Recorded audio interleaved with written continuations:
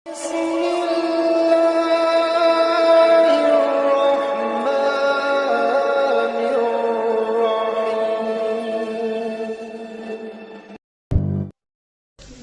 hadirin yang saya hormati,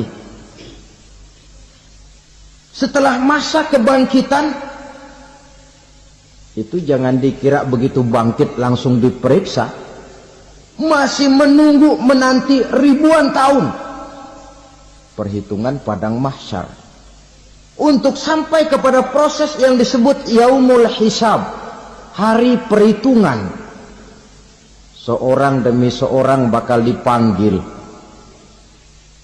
Bayangkan saja, kita se-RT saja di absen, kadang-kadang perlu waktu lama. Ini manusia sejak zaman Nabi Adam sampai datang hari kiamat, satu demi satu disidang di hadapan Qadhi Rabbul Jalil. Status sosial copot sudah waktu itu.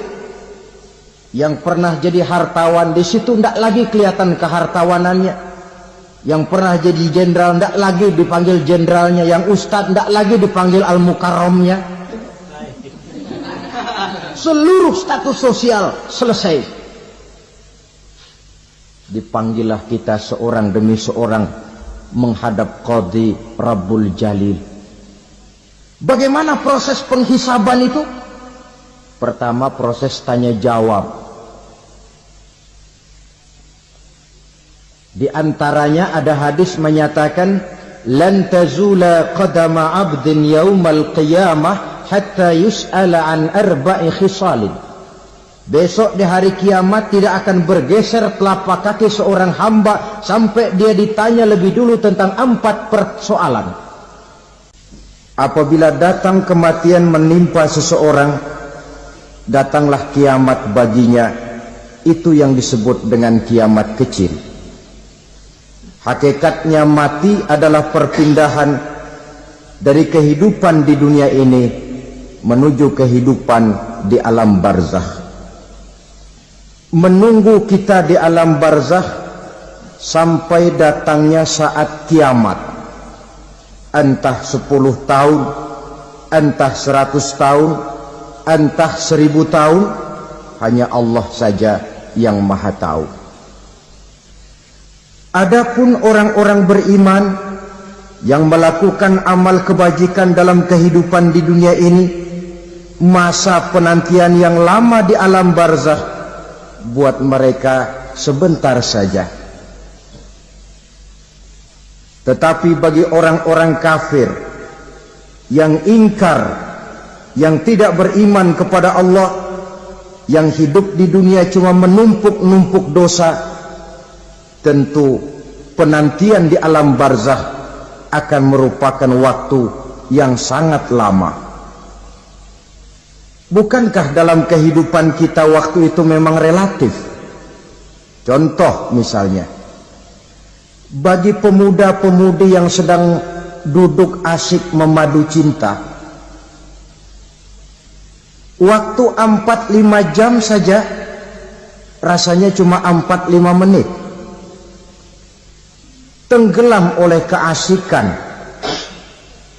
Tapi buat orang yang berbaring di rumah sakit, meratap di balik-balik apa itu tembok derita kata lagu, di balik dinding-dinding penjara, sehari bagai seminggu, seminggu rasa sebulan, sebulan boleh jadi rasa setahun. Penantian yang sangat lama. Kapan kiamat itu akan datang? Ini rahasia Allah. Jangankan kita yang orang awam, baginda Nabi sendiri tidak diberitahu oleh Allah kapan kiamat itu akan terjadi. Tetapi sungguh pun demikian, banyak hadis-hadis yang menjelaskan ciri atau tanda-tanda datangnya kiamat. Nah, kalau sudah bicara soal tanda kiamat itu ada 2. Pertama yang disebut alamatus sughra, tanda-tanda kecil. Ini waktunya masih ada tenggang. Ada yang dinamakan alamatul kubra, tanda-tanda besar, artinya kiamat sudah diambang pintu. Apa tanda-tanda kecil dari datangnya hari kiamat itu?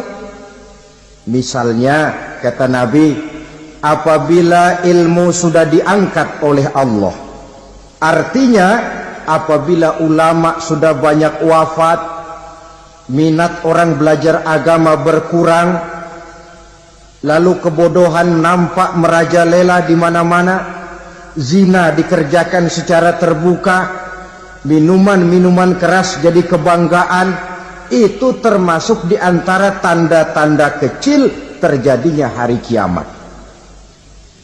Apalagi misalnya iza waladatil ammatu rabbataha, apabila budak sudah melahirkan tuan.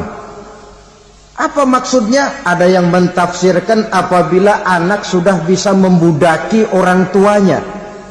Orang tua yang melahirkan dia, yang membesarkan dia, demi setelah si anak besar jadi orang berpangkat, bertitel, berharta, berkedudukan, jadilah orang tua itu budaknya.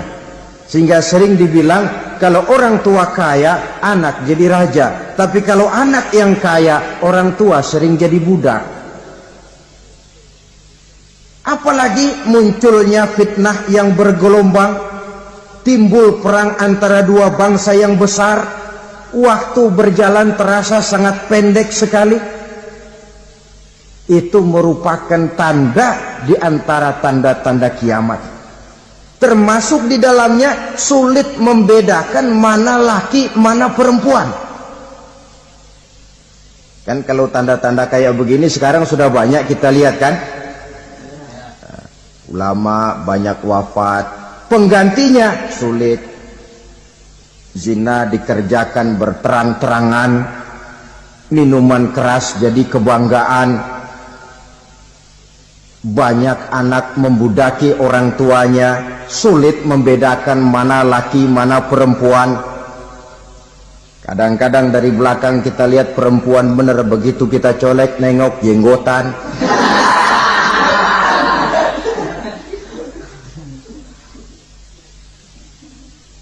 Ini termasuk tanda-tanda kecil, masih ada tenggang sampai akan terjadinya kiamat itu. Nah, yang dimaksud dengan tanda-tanda besar, ini tanda besar artinya kiamat sudah diambang pintu. Pertama, matahari terbit dari sebelah barat. Apabila matahari sudah terbit dari arah sebelah barat, tertutuplah sudah pintu taubat. Bersabda Nabi kita, la taqumus sa'atu hatta tatlu'a syamsu min maghribiha. Tidak akan datang hari kiamat sampai matahari terbit dari arah sebelah barat. Fa iza tala'at, manakala matahari telah terbit dari arah sebelah barat, wa ra'ahan nasu, manusia banyak menyaksikan itu, amanu ajma'un, mereka pun lalu beriman. Yang tadinya kafir, yang tadinya ingkar, yang tadinya membangkang, setelah melihat matahari terbit dari sebelah barat, buru-buru beriman, berlomba-lomba mengucap dua kalimat syahadat. Tapi apa yang terjadi? Kata Nabi, wadzalika hina la yanfa'u nafsan imanuha lam takun amanat min qabl. Hari itu adalah hari yang iman sudah tidak berguna lagi bagi seseorang apabila sebelumnya memang dia tidak pernah beriman.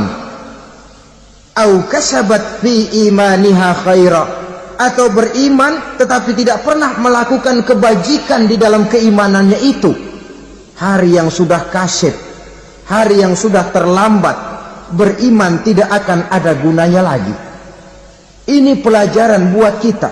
Sebelum sang surya terbit dari sebelah barat, sebelum nafas sampai di tenggorokan, artinya pintu taubat masih terbuka. Kalau dua hal itu sudah terwujud, nafas sudah sampai di kerongkongan atau matahari sudah terbit dari arah sebelah barat, tertutuplah sudah pintu taubat. Tak ada lagi gunanya pangkat, jabatan, harta, bahkan beriman pun dalam suasana macam itu. Too late, kata orang Kulon. Sudah terlambat. Matahari terbit dari arah sebelah barat. Itu tanda besar, artinya kiamat sudah di ambang pintu. Lalu apalagi tanda besar? Munculnya Dajjal.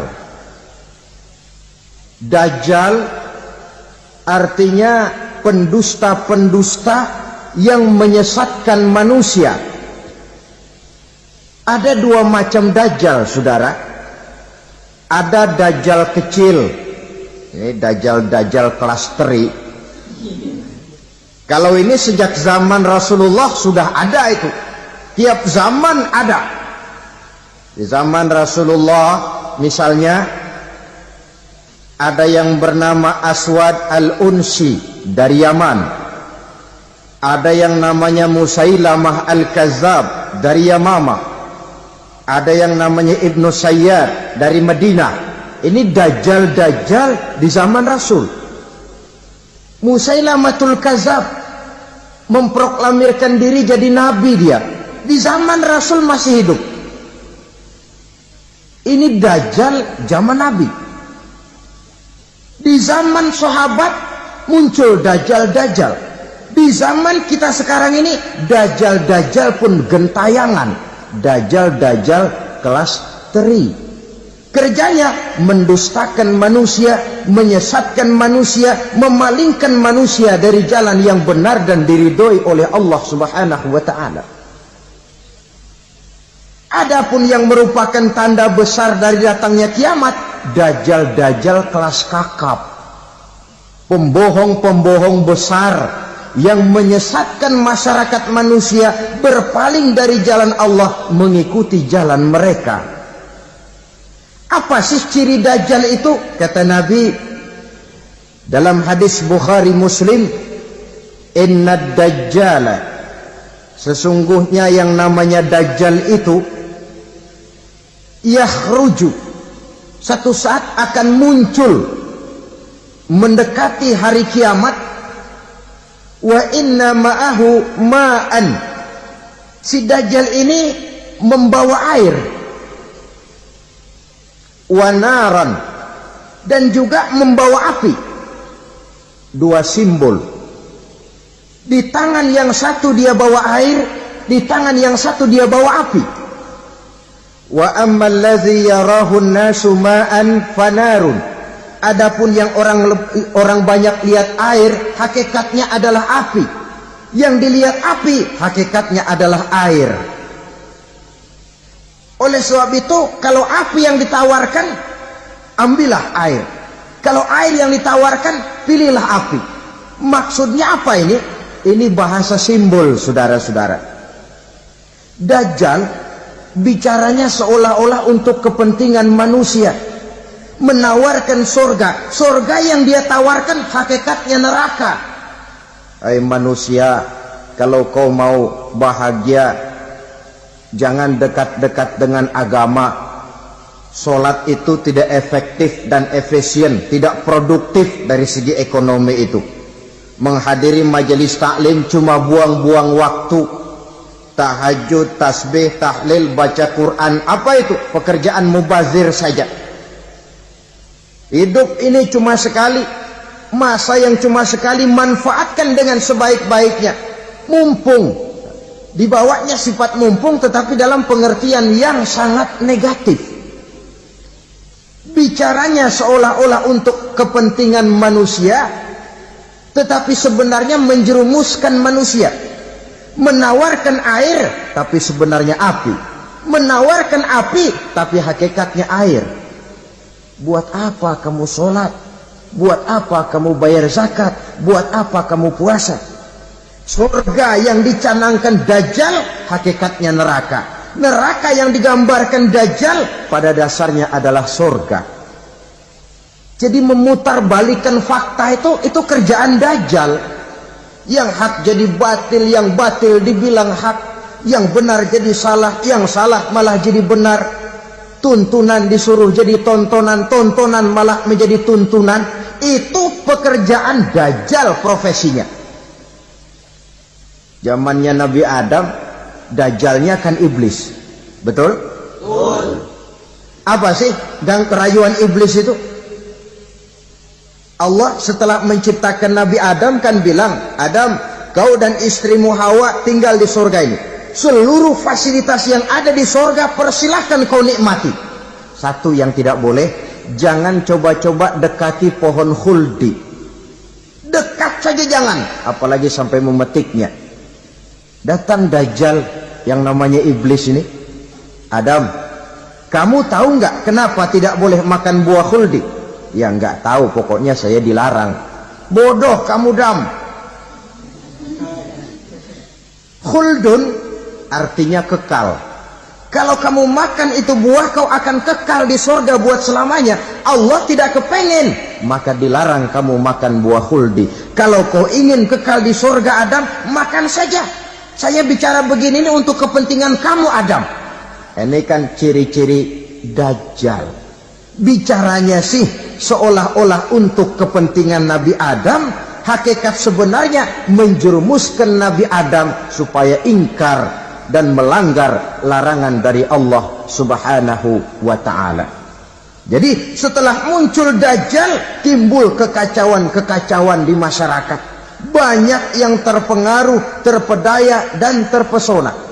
Termasuk mereka yang memproklamirkan diri jadi nabi, mereka yang memproklamirkan diri jadi rasul di zaman sesudah Rasulullah wafat. Itu adalah dajjal-dajjal. Maka saya ingatkan, kalau di zaman kita sekarang ini ada orang ngaku jadi nabi, ada orang ngaku jadi rasul, biar bahasa Arabnya kental, Quran hafal, hadis ribuan hadis hafal, biar pakai serban sampai menyengser ke tanah, bahasa Arabnya fasih, tapi dia mengaku jadi nabi, jadi rasul. Kita umat Islam wajib tidak percaya, wajib untuk tidak percaya. Itulah dajjal-dajjal zaman kita sekarang ini. Tidak mustahil mereka datang mempengaruhi orang-orang awam supaya berpaling dari Rasulullah, mengikuti mereka. Nah, di akhir zaman nanti, mendekati hari kiamat, dajjal ini muncul, dajjal kelas kakap, menyesatkan masyarakat manusia untuk berpaling dari Islam, mengikuti seruan mereka. Apalagi di antara datangnya kiamat itu, tanda yang besar itu, turunnya Nabiullah Isa Al-Masih, putra Maryam. Menurut berbagai hadis yang sahih, Nabi Isa Al-Masih nanti akan turun lagi. Tidak membawa risalah yang baru, tapi meluruskan risalah Islam ini yang telah banyak ditinggalkan oleh masyarakat. Bahkan ada hadis menjelaskan beliau akan membunuh Nabi, mematahkan kayu-kayu salib, lalu melaksanakan haji dan umrah mengikuti syariat Nabi Muhammad, bukan membawa agama baru. Menjadi semacam mujaddid, reformer, menyelamatkan manusia dari bisikan dajjal. Bahkan ada riwayat yang menjelaskan bahwa Nabi Isa berhasil mengalahkan dajjal, mengembalikan masyarakat manusia kembali kepada ajaran Islam yang datang dari Allah, dibawa oleh Rasulullah sallallahu alaihi wasallam. Dengan kata lain, turunnya Nabi Isa bukan sebagai nabi dan rasul baru, tetapi mengikuti syariat Nabi kita Muhammad sallallahu alaihi wasallam. Saudara hadirin, ibu-ibu hadirat yang saya hormati, kemudian apalagi di antara tanda-tanda besar akan datangnya kiamat itu? Keluarnya asap atau awan. Kata Nabi, inna min asrati sa'ah dukhanan yamla'u ma bainal masyriqi wal maghrib. Di antara tanda-tanda kiamat, munculnya awan atau asap yang memenuhi antara langit dan bumi. Ini pun diperkuat dalam surah Ad-Dukhan ayat 10. Fartaqib yauma ta'ti as-sama' bidukhanin mubin fayughshan nas hadza azabun alim. Bagi orang-orang yang beriman mereka biasa-biasa saja, tapi bagi orang kufur datangnya asap dan awan ini merupakan azab yang kelewat pedih. Barangkali sedikit mendekati gambaran tentang azab yang pedih ini, saya ingatkan alam pikiran kita kepada peristiwa yang belum lama terjadi. Pernah dengar berita bocornya reaktor nuklir di Chernobyl, Uni Soviet? Pernah dengar? Nah. Bocornya reaktor nuklir di Chernobyl yang mengakibatkan ratusan bahkan sangat mungkin ribuan nyawa. Cuma satu reaktor. Bagaimana kalau seluruh cadangan nuklir yang dimiliki oleh para negara adikuasa ini diledakkan? Bahkan yang konon menurut catatan, cadangan nuklir yang dimiliki bersama oleh Amerika dan Rusia sekarang ini sudah sanggup memusnahkan 6 miliar manusia. 1,5 kali lebih banyak dari jumlah manusia yang nongkrong di permukaan bumi ini. Saudara-saudara hadirin yang saya hormati, lalu saat mendekati hari kiamat, apalagi tandanya setelah Nabi Isa wafat pada saat turunnya yang kedua kali, lalu Allah meniupkan angin sejuk, semua orang-orang beriman, orang-orang baik wafat, sehingga penghuni bumi ini cuma tinggal lagi terdiri dari orang-orang kafir. Tidak ada lagi di bumi ini yang bisa mengucapkan Allah. Sehingga dalam hadis qudsi itu ada keterangan, innallaha azza wa jalla yaqulu li Israfil. Allah pernah pesan kepada malaikat Israfil, kata Allah, Israfil, iza sami'ta qailan yaqul Allah Allah fa akhirin nafah 40 sanatan ikraman liqailiha. Hai Israfil, apabila kau dengar di permukaan bumi masih banyak orang yang mengucapkan Allah Allah, maka tunda sangkakala kiamat itu 40 tahun. Untuk apa? Ikraman liqailiha, menghormati orang yang mengucapkan Allah Allah itu. Wah, jadi karena sekarang masih banyak yang mengucapkan Allah, besar hatilah kita, masih jauh kiamat itu. Tapi jangan lupa, kiamat pribadi, kiamat kecil itu yang gak kita sangka-sangka. Ajal datang mencabut nyawa, itu kiamat pribadi. Dan itu yang pasti kita hadapi, dan itu yang membuat kita tidak boleh bersikap main-main di dalam kehidupan sekarang ini.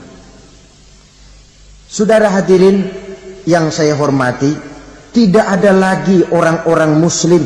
Seluruh penduduk dunia ini kafir.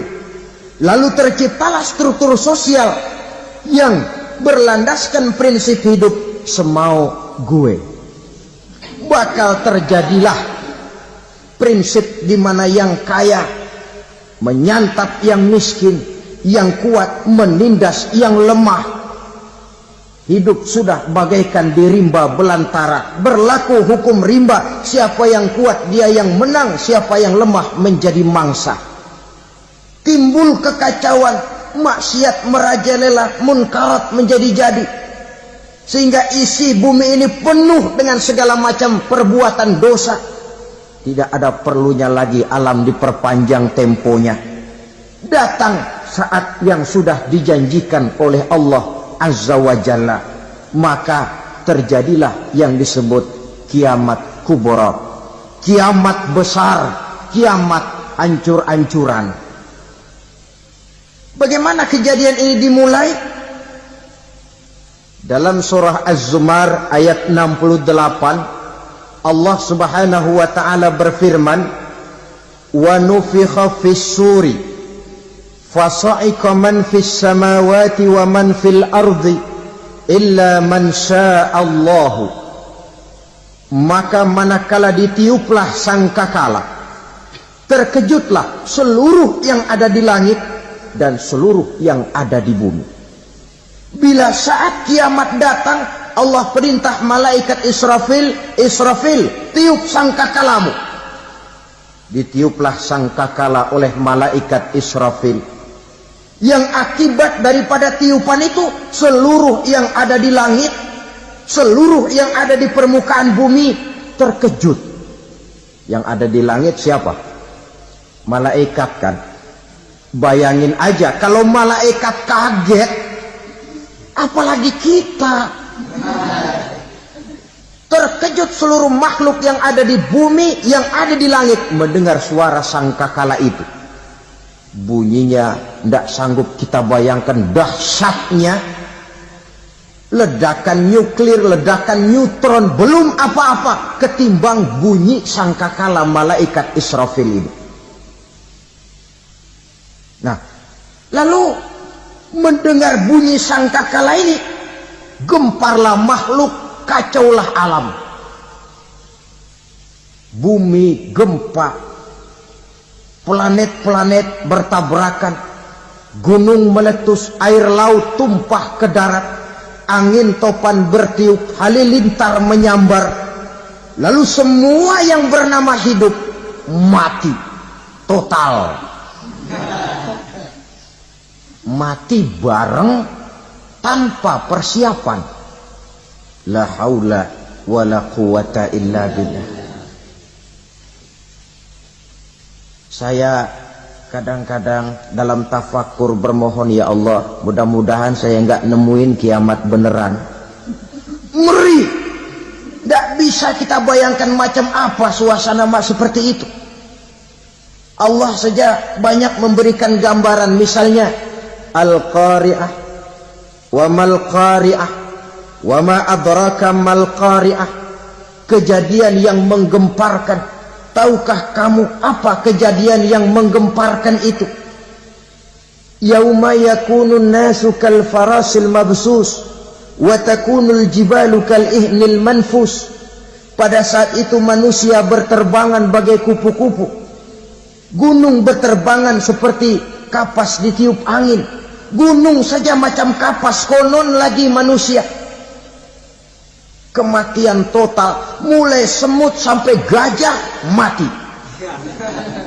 jin mati, iblis mati, malaikat mati. Malaikat saja mati. Saudara hadirin yang saya hormati, kematian total yang tanpa persiapan. Orang bilang, Pak, kalau mati bareng begitu yang repot malaikat maut dong ya. Cabut sana, cabut sini. Itu kalau menurut logika kita. Mestinya begitu menurut logika. Tapi logika juga yang bilang, enggak perlu serepot itu. Sebab untuk mematikan listrik di wilayah DKI, di wilayah Jakarta, tidak perlu tiap rumah didatengin, matiin, ya lama. Cukup dari kantor pusatnya saja PLN, tekan satu tombol, gelaplah seluruh Jakarta. Saudara hadirin yang saya hormati, kematian total. Lalu setelah kematian total, planet-planet juga mati, dalam arti tidak bergerak dan beredar. Angin mati, dalam arti tidak bertiup. Air mati, dalam arti tidak ada riak gelombang. Pokoknya semua mati. Kullu nafsin za'iqatul maut, semua yang bernafas mati. Dalam ayat lain, kullu man 'alaiha fan, semua yang ada di permukaan bumi fana. Yang kekal cuma Allah Subhanahu wa ta'ala. Yang paling belakang mati malaikat maut dan malaikat Israfil. Tapi mati juga sesuai dengan janji Allah. Menurut hadis Bukhari Muslim dari Abi Hurairah, masa tenggang waktu antara kematian total pada tiupan sangkakala pertama dengan proses kebangkitan pada tiupan sangkakala kedua 40 lamanya. Tidak dijelaskan oleh Abi Hurairah 40 jam, apa 40 hari, apa 40 tahun. Hadis-hadis cuma menyebutkan 40 saja. Sunyi alam, yang tinggal cuma Allah saja lagi. Ketika itu Allah berseru-seru, katanya, limanil mulkul yauma, siapa para penguasa hari ini? Mana itu raja-raja dan penguasa yang dulu mengaku jadi Tuhan? Fir'aun, mana Fir'aun sekarang? Yang dulu jadi raja, merasa berhasil, sombong, lalu tidak mau turun-turun dari kekuasaannya, sampai kepada puncak kekurang ajarannya mengangkat diri jadi Tuhan. Mana itu Fir'aun? Namrus, mana sekarang Namrus? La ilaha illa ana, ternyata tidak ada Tuhan lain selain daripada aku, kata Allah. Proses kemudian, saudara-saudara, turunlah hujan dari langit. 40 lamanya hujan itu. Tidak jelas juga 40 jam apa 40 hari.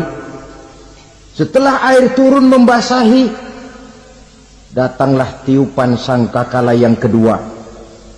Semua yang bernama mati bangkit dari kuburnya masing-masing.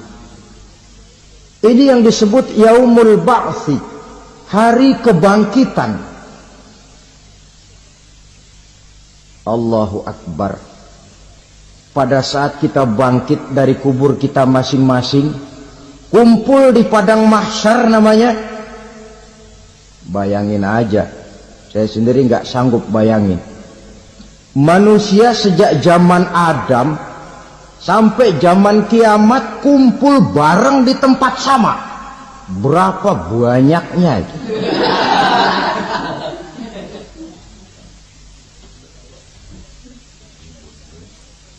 Dan yang luar biasa menurut satu riwayat, pada saat bangkit itu, Masya Allah, roman muka kita berubah, disesuaikan dengan amalan kita waktu di dunia ini.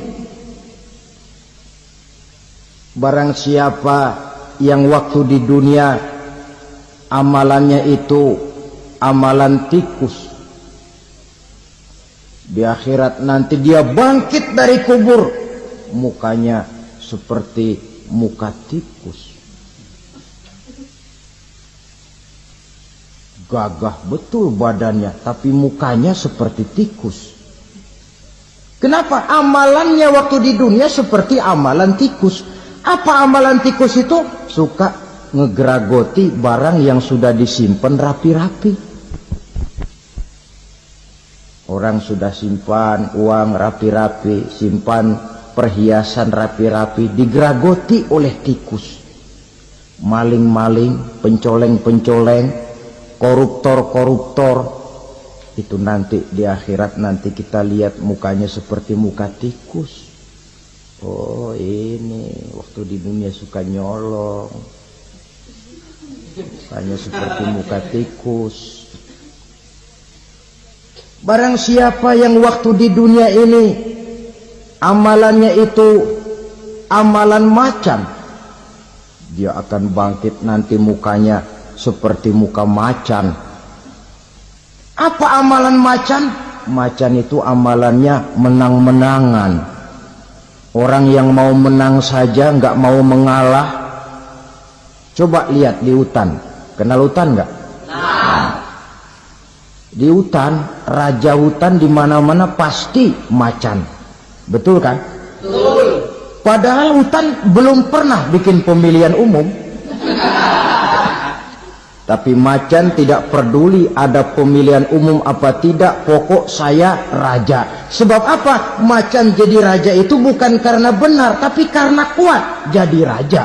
Setelah dia jadi raja, rakyat hutan yang mesti dilindungi malah dimakan oleh raja macan. Kambing rakyat hutan dimakan oleh macan. Ayam rakyat hutan dimakan oleh macan. Itu nanti kita lihat di akhirat itu mukanya seperti muka macan, gagah betul. Lalu barang siapa yang di dunia ini amalannya itu seperti amalan anjing, nanti dia punya muka seperti muka anjing. Apa amalan anjing? Pertama, anjing itu kalau disuruh jaga rumah, dia tidak bisa membedakan mana maling, mana tamu. Biar yang datang maling, kalau bawa tulang, anjing kalem. Yang kedua, anjing itu akan setia kepada siapa saja yang memberinya roti. Siapa yang memberinya roti, itulah majikannya. Apa kata majikannya, pasti dia laksanakan. Soal benar atau salah, dia tidak peduli. Setelah anjing dapat roti, dia tidak punya pilihan lain kecuali bilang, abdi mah kumaha juragan wae ayeuna mah.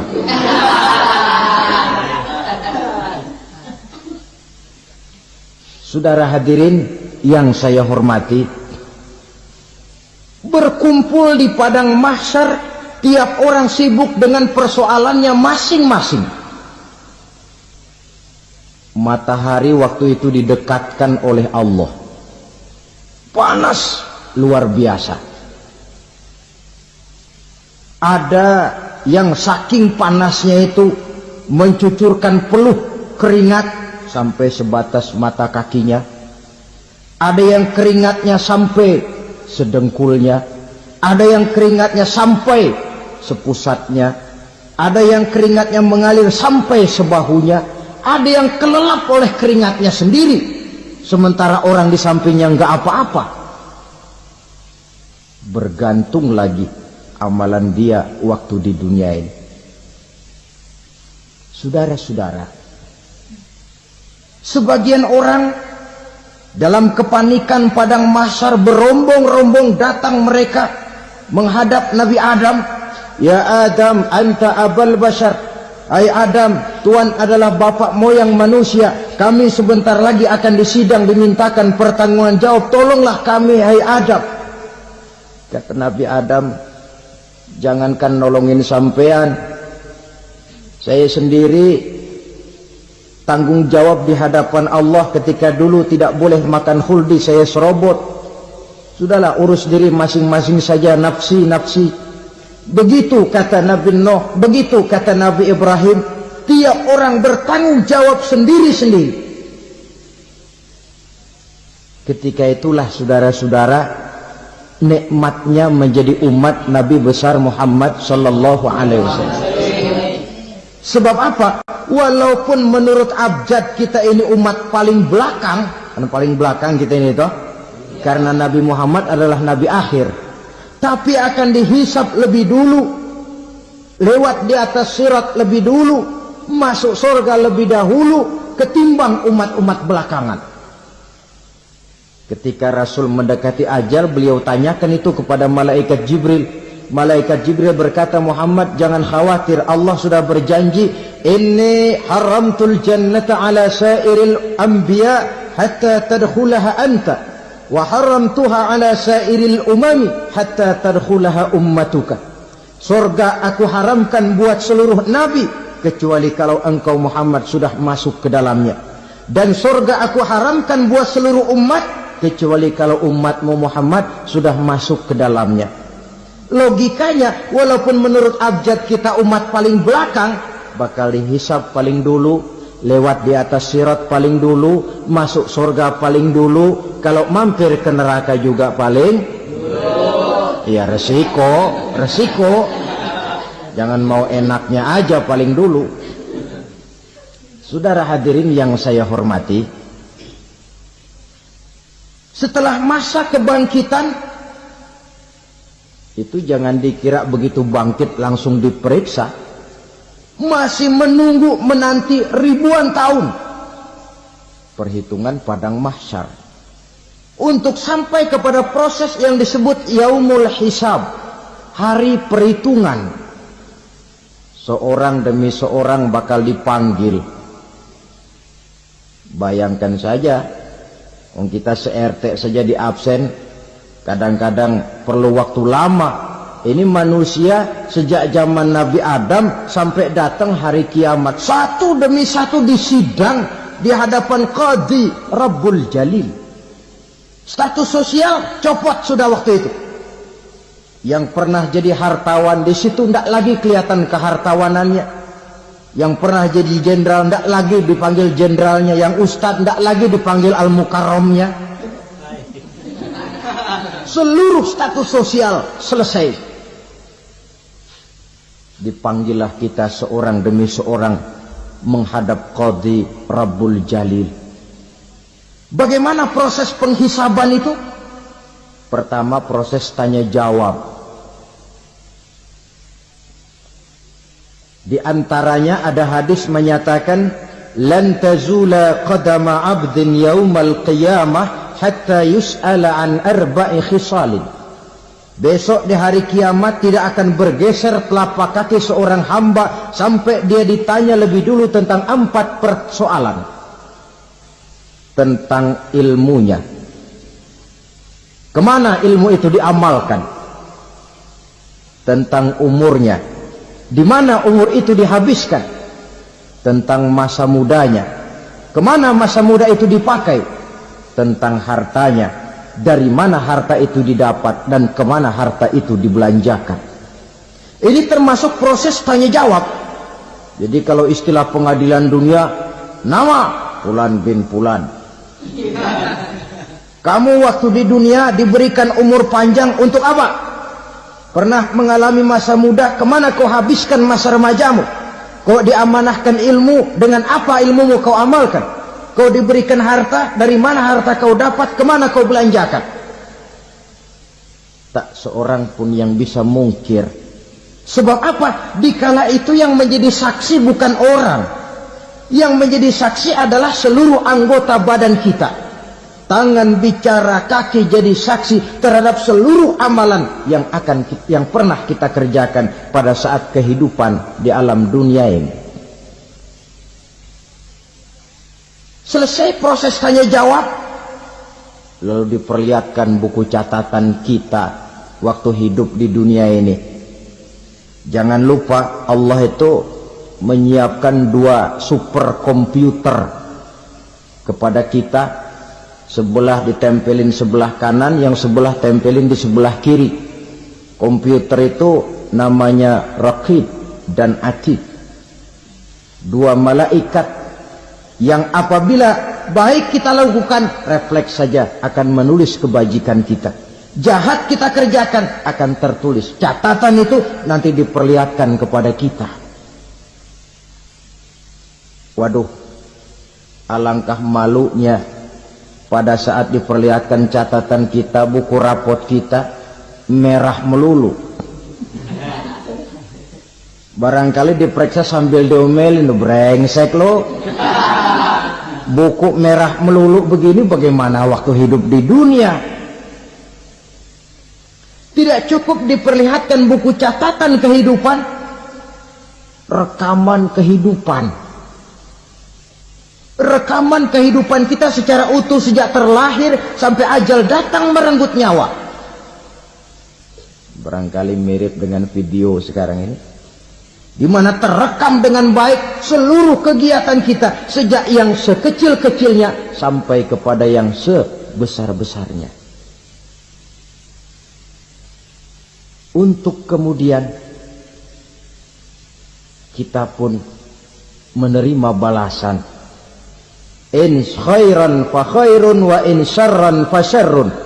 Kalau baik ya baik balasannya, kalau jahat ya jahat juga balasannya. Catatan-catatan kita diberikan. Kalau banyak kebajikannya diberikan di tangan kanan dengan cara yang halus. Kalau banyak kejahatannya diberikan dari sebelah kiri atau dilempar dari belakang. Itulah sebabnya sejak di dunia ini kita sudah mohon kepada Allah. Ketika berwudu membasuh tangan kanan, apa kita bilang? Allahumma a'tini kitabi biyamini wa hasibni hisaban yasira. Ya Allah, berikan saya kitab di tangan kanan, dan kalau saya memang perlu dihisap, hisaplah saya yang seringan-ringannya. Tangan kiri berlindung kita kepada Allah, jangan sampai diberikan kitab di tangan kiri atau dari arah sebelah belakang. Wa a'udzubika an tu'tiya kitabi bishimali aw min wara'i zuhri, dari arah sebelah belakang. Na'udzubillah min dzalik. Setelah selesai lewat proses penghisaban, lewat mizan, timbangan, maka yang sudah selesai dihisab itu bergeraklah menuju sirat, jembatan yang terbentang menuju surga melalui neraka. Saudara-saudara, panjangnya perjalanan sirat itu memakan waktu ratusan tahun. Tetapi orang yang lewat di atas sirat pun macam-macam, bergantung amalannya ketika di dunia ini. Ada yang lewat di atas sirat itu kalbarkil khatib, seperti kilat yang menyambar, lep, sudah sampai dia di surga. Cepat bukan main. Ada yang lewat di atas sirat itu seperti orang lari-lari. Ada yang lewat di atas sirat itu seperti orang jalan biasa. Ada yang sambil merangkak, ada yang sambil ngesor, ada yang sambil gelayutan, ada yang selamat sampai ke ujung ke surga, ada yang tergelincir jatuh masuk ke dalam neraka, bergantung amalannya dalam kehidupan di dunia sekarang ini. Tiap kita akan melewati yang namanya sirat ini. Saudara-saudara kaum muslimin yang saya hormati, dengan demikian mereka yang selamat melalui sirat sampai ke terminal akhir surga, mereka yang ketika dihisab ternyata banyak kejahatannya daripada kebaikannya, mereka singgah di dalam neraka. Nah, adapun orang-orang yang beriman menurut ayat Quran dan hadis Nabi itu nanti ada bermacam-macam. Ada orang beriman itu yang dimasukkan surga.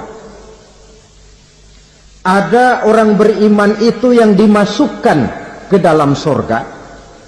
Ada orang beriman itu yang disebut penduduk surga. Kenapa lain-lain, Pak? Karena waktu di dunia amalannya juga lain-lain. Ada orang beriman yang masuk surga. Ini paling murah tiketnya. Mau masuk surga? Kata Nabi begini, ma min abdin qala la ilaha illallah thumma mata ala dhalik illa dakhala al-jannah. Kalau seorang hamba sudah mengucap dua kalimat syahadat, dia yakin dengan kebenaran kalimat itu sampai matinya, orang itu akan masuk surga. Abi Dzar yang waktu itu diajak bicara heran, ya Rasul kok gampang betul? Iya, walaupun orang itu mencuri, iya, walaupun orang itu berzina, iya, biar dia mencuri, biar dia berzina, kalau dia sudah mengucap dua kalimat syahadat, dia yakin dengan kebenaran kalimat itu sampai matinya, itu orang akan masuk surga. Jadi masuk surga cukup dua kalimat syahadat, yakin sampai mati, masuk surga. Itu perkara masuk. Tapi kalau pertanyaannya diterusin, masuknya kapan, Pak? Nah, ini lain lagi urusannya. Sebab ada yang masuknya itu langsung, ada yang mampir dulu.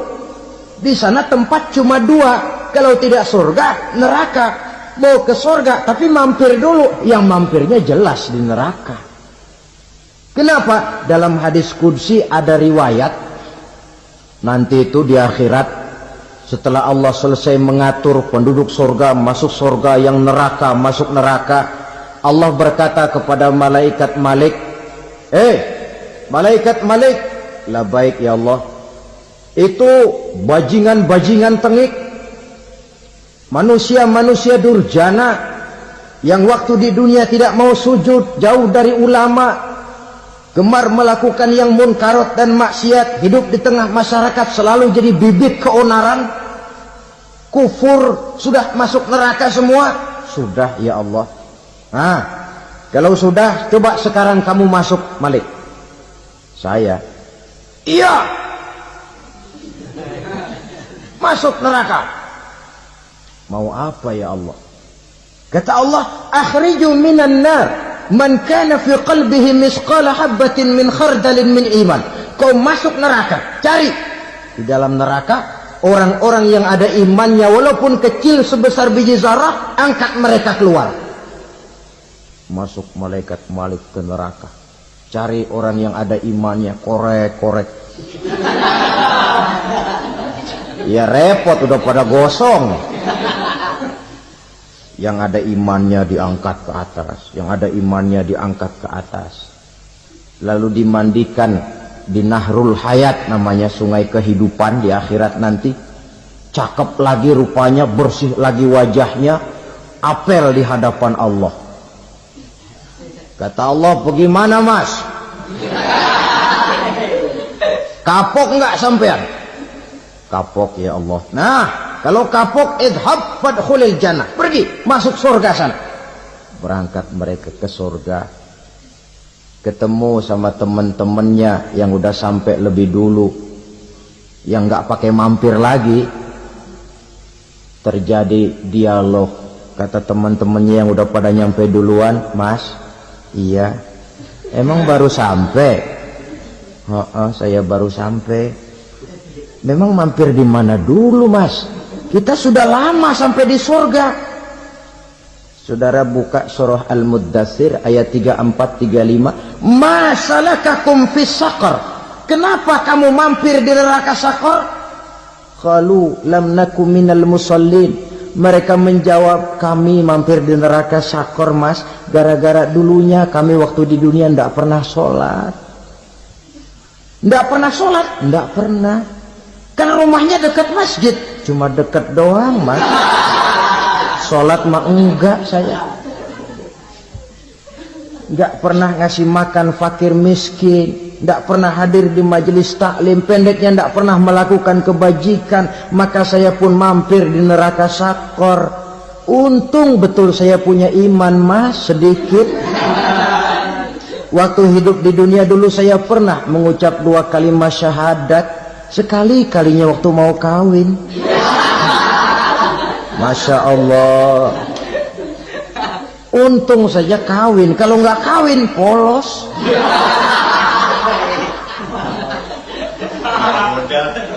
Itu juga pengulu sudah setengah mati ngajarin. Asyhadu alla, asyaduaan, asyaduaan.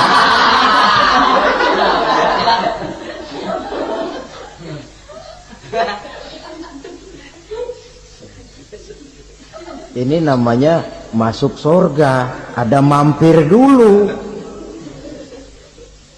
Ada pula orang mukmin itu yang dimasukkan surga. Namanya dimasukkan kan terima beres. Saya masuk ke rumah, jalan sendiri, cari tempat sendiri. Saya dimasukkan ke dalam rumah, terima beres, pokok ada di dalam, itu dimasukkan namanya. Nggak pakai mampir. Tapi tentu tiketnya lebih mahal ketimbang yang pertama tadi. Apa kata Allah?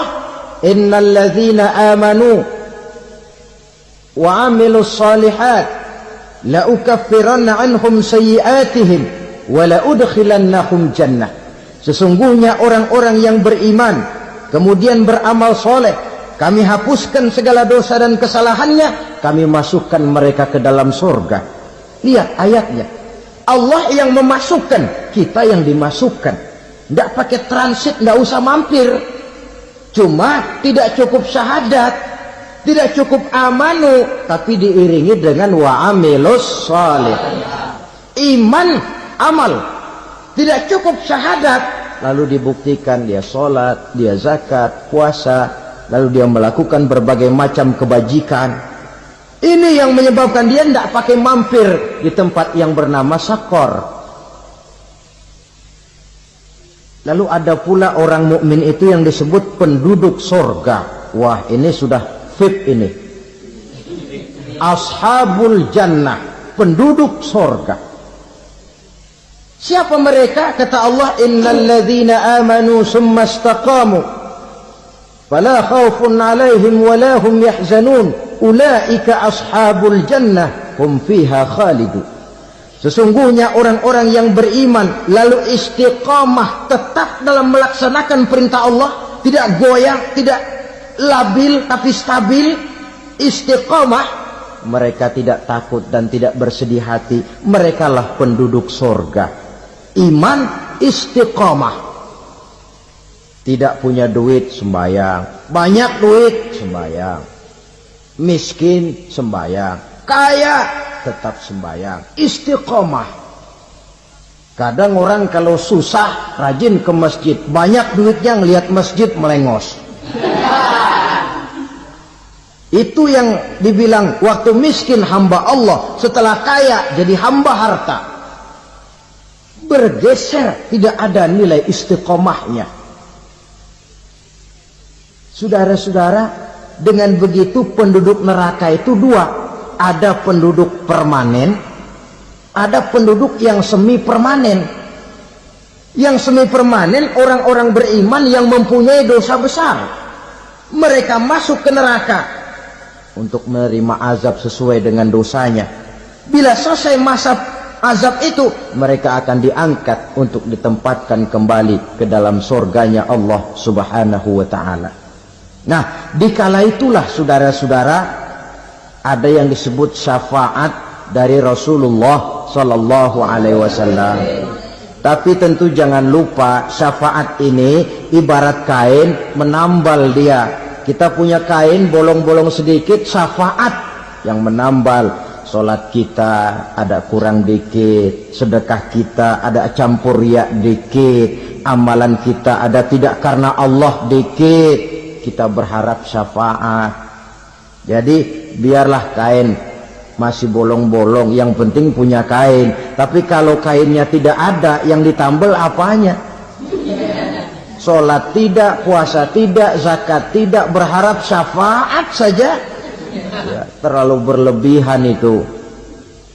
Saudara hadirin yang saya hormati, apabila selesai proses penghisaban, proses penghitungan, maka dikala itulah manusia terbagi dalam dua kelompok besar.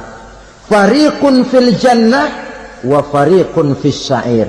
Sekelompok orang-orang beruntung yang masuk ke dalam surga, dan sekelompok lagi masuk ke dalam neraka.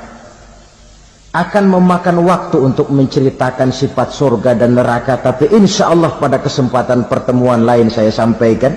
Namun sebagai gambaran umum cukuplah saya sampaikan sebuah hadis qudsi. Allah jelaskan, a'dadtu li'ibadiyas salihin ma la aynun ra'at wa la uzunun sami'at wa la khatara fi qalbil bashar. Aku sediakan buat hamba-hambaku yang soleh, yang tidak pernah terlihat oleh mata, tidak pernah terdengar oleh telinga, dan belum pernah terdetik dalam hati manusia. Jadi kenikmatan surga belum pernah dilihat mata, belum pernah didengar telinga, belum pernah terdetik dalam hati.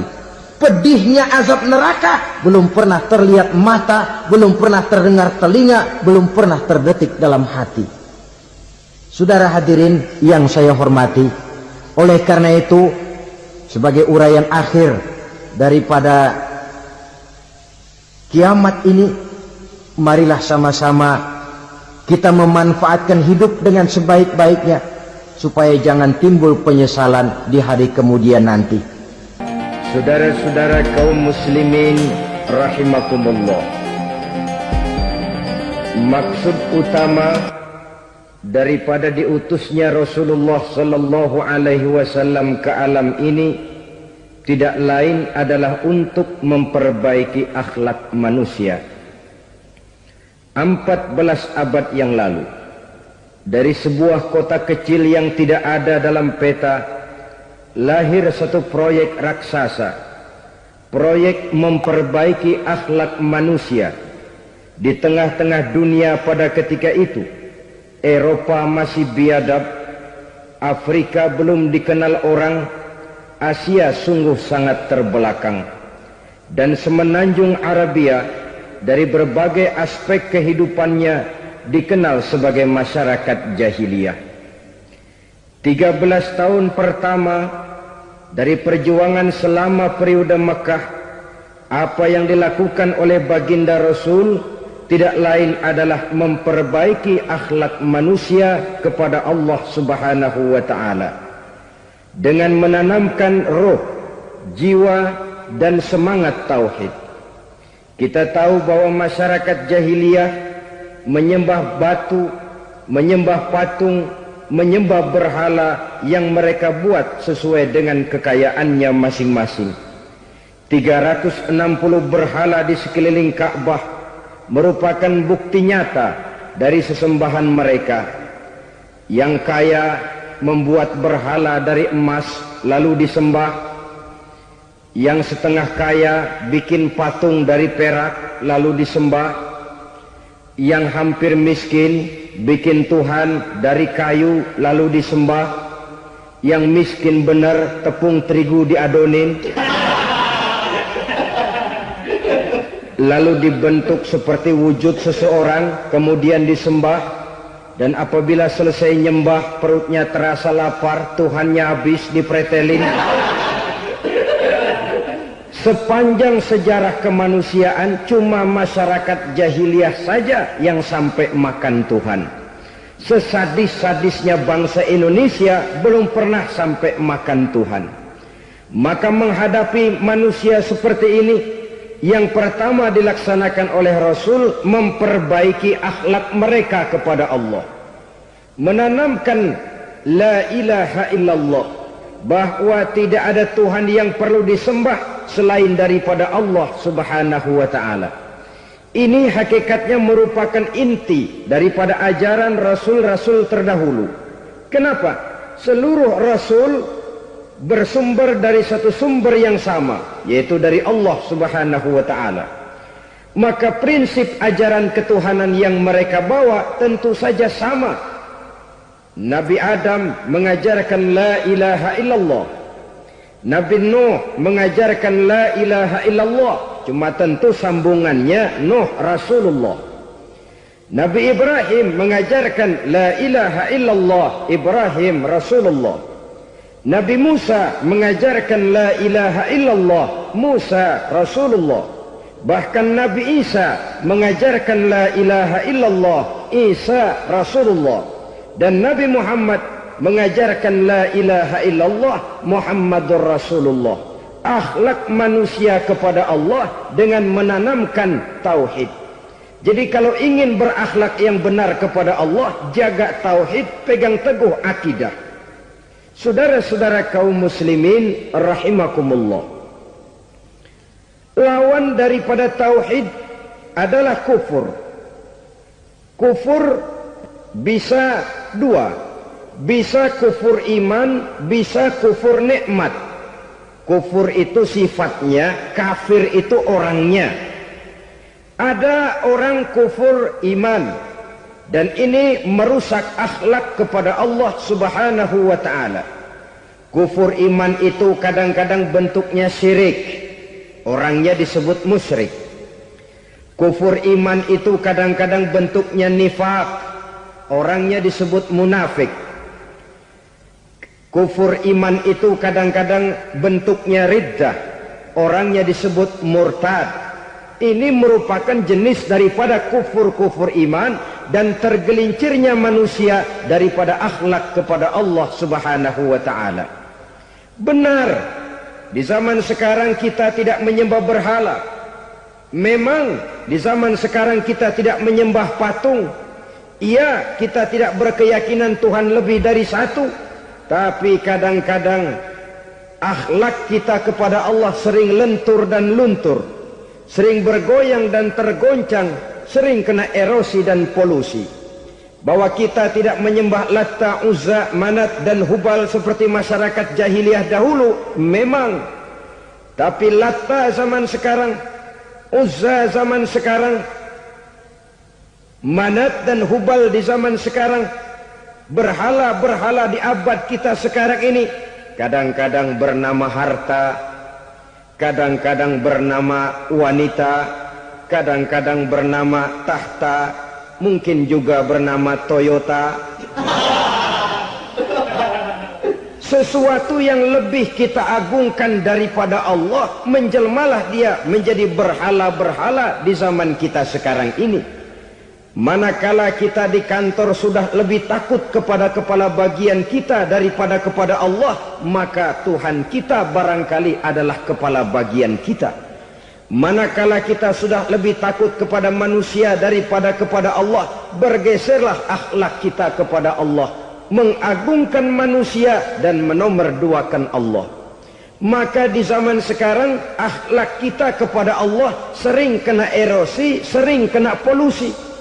Mungkin karena sulitnya lapangan kerja, tingginya tensi ekonomi, persaingan hidup yang makin tajam, sulitnya mencari lapangan kerja, orang kadang-kadang nekat, sedikit pertimbangan, picik pandangan, mudah melakukan potong kompas, sehingga terjadilah perbuatan-perbuatan yang memelencengkan akhlak kita kepada Allah Subhanahu wa ta'ala.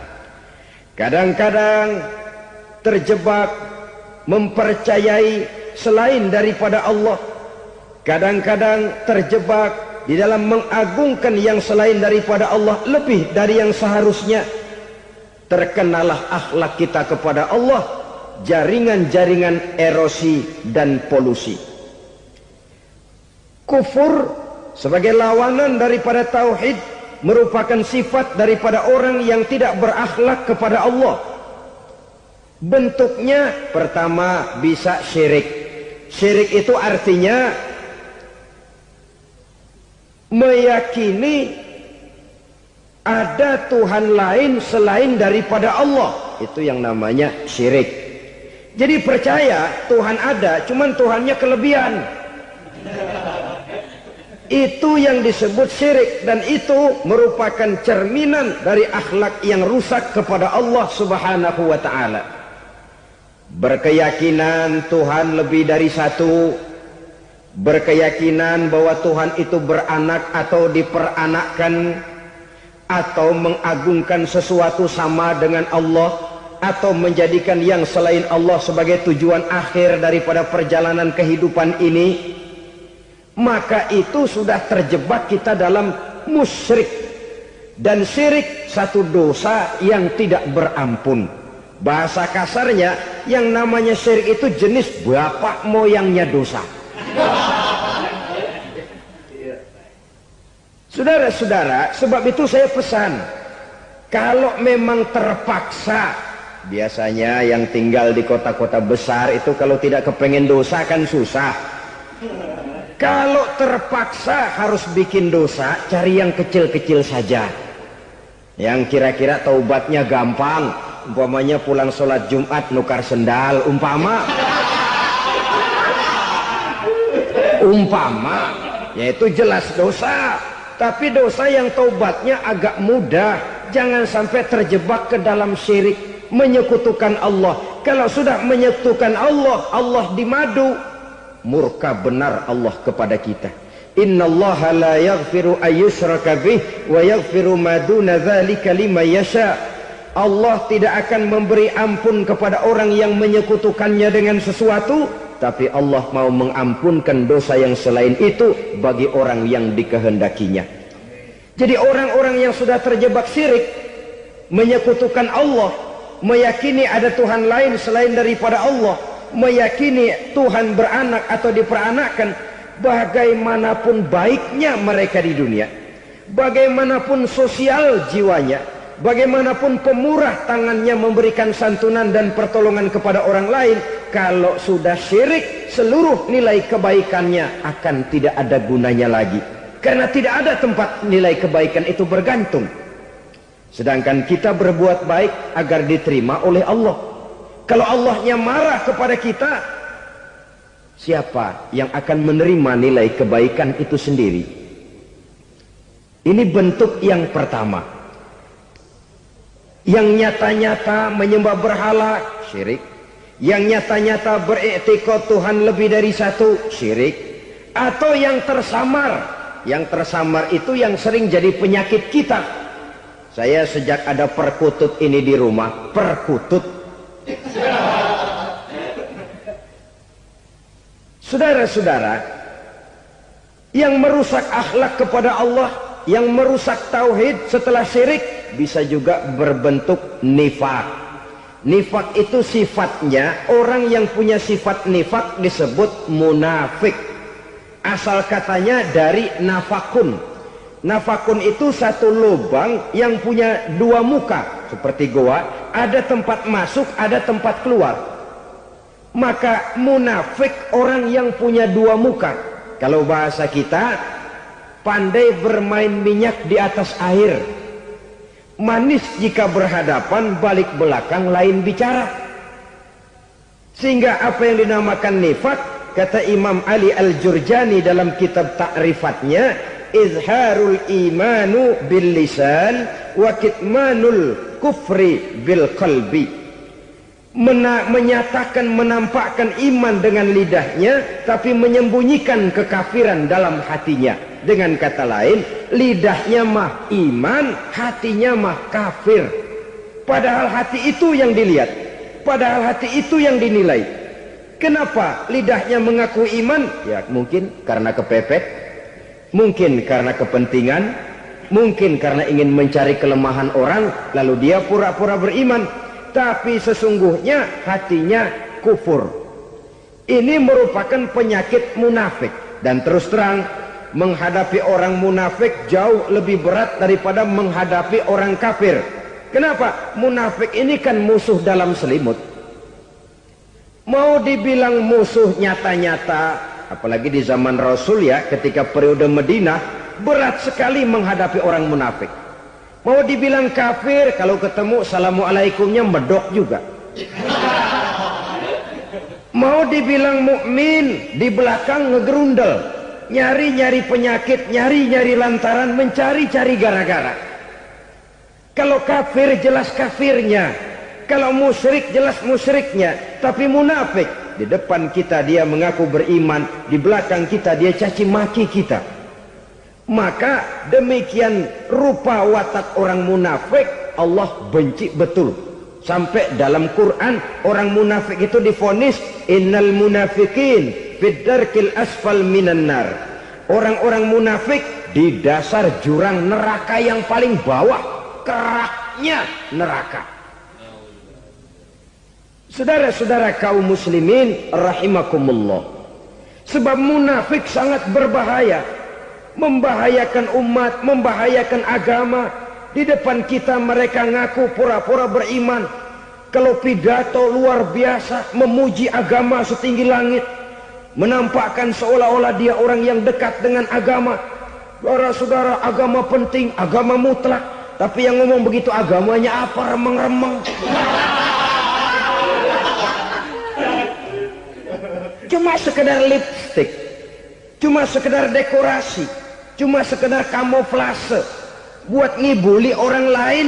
Dia mengaku beragama, mengatakan agama mutlak, menganggap agama penting, seolah-olah memperhatikan benar tentang tatanan kehidupan beragama, tapi sebenarnya di hatinya tidak lebih berkecamuk penyakit-penyakit kufur.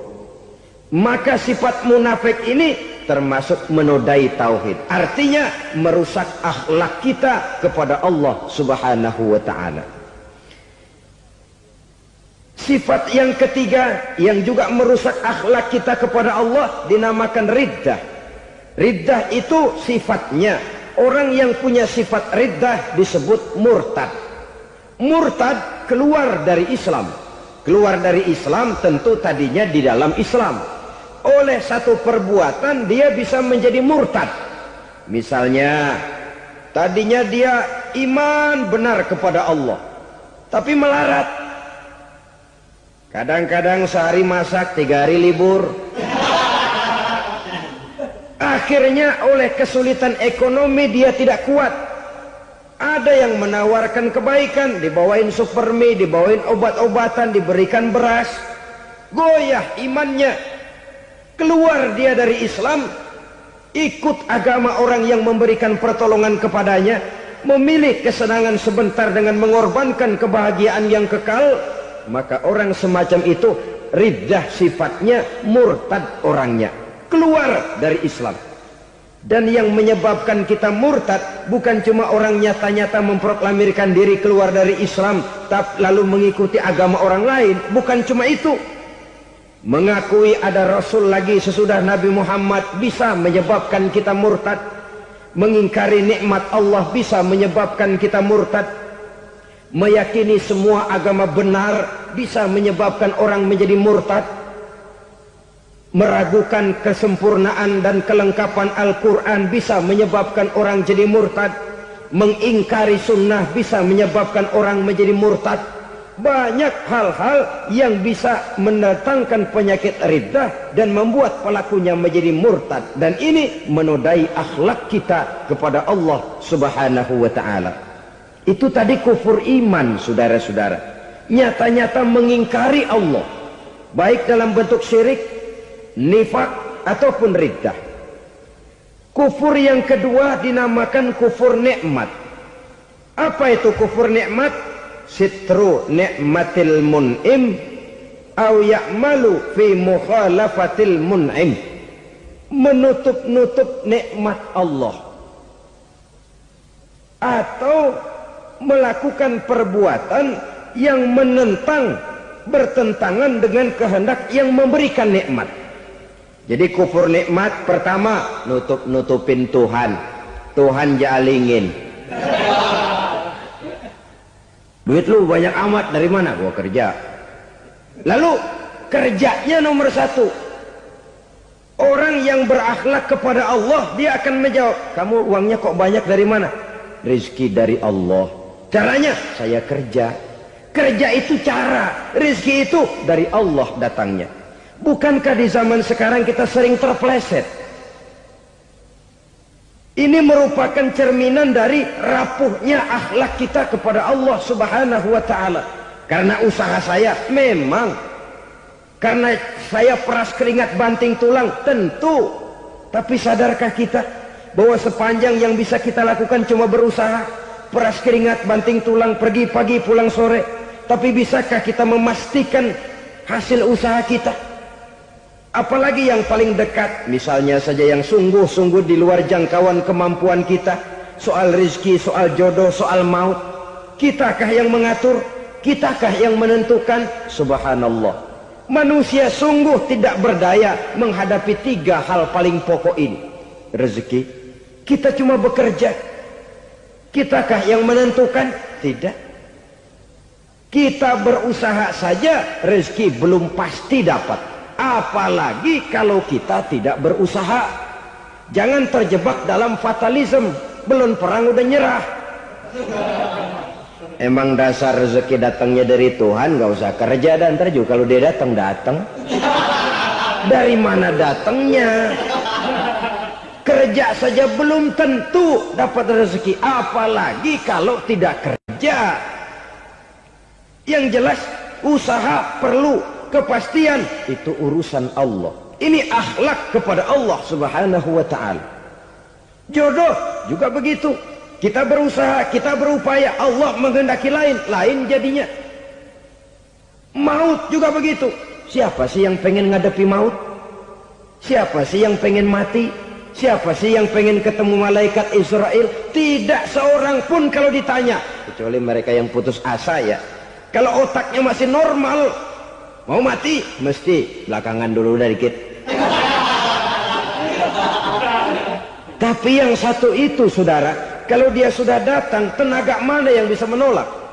Kalau dia sudah berkunjung, kekuatan mana yang bisa menghindar? Kalau dia sudah ingin bertemu, kemana kita bisa melarikan diri? Manusia sepanjang yang dia lakukan hanya berusaha, tapi kepastian, ketentuan dari Allah Subhanahu wa ta'ala. Orang yang kufur nikmat, nutup-nutupin Allah. Dia merasa rezekinya adalah mutlak peras keringatnya. Seolah-olah Allah nggak punya peranan apa-apa di situ. Oh, ini kan saya bisa rumah begini karena saya kerja keras. Oh, ini mobil saya begini, saya kerja keras. Peras keringat, banting tulang, keras.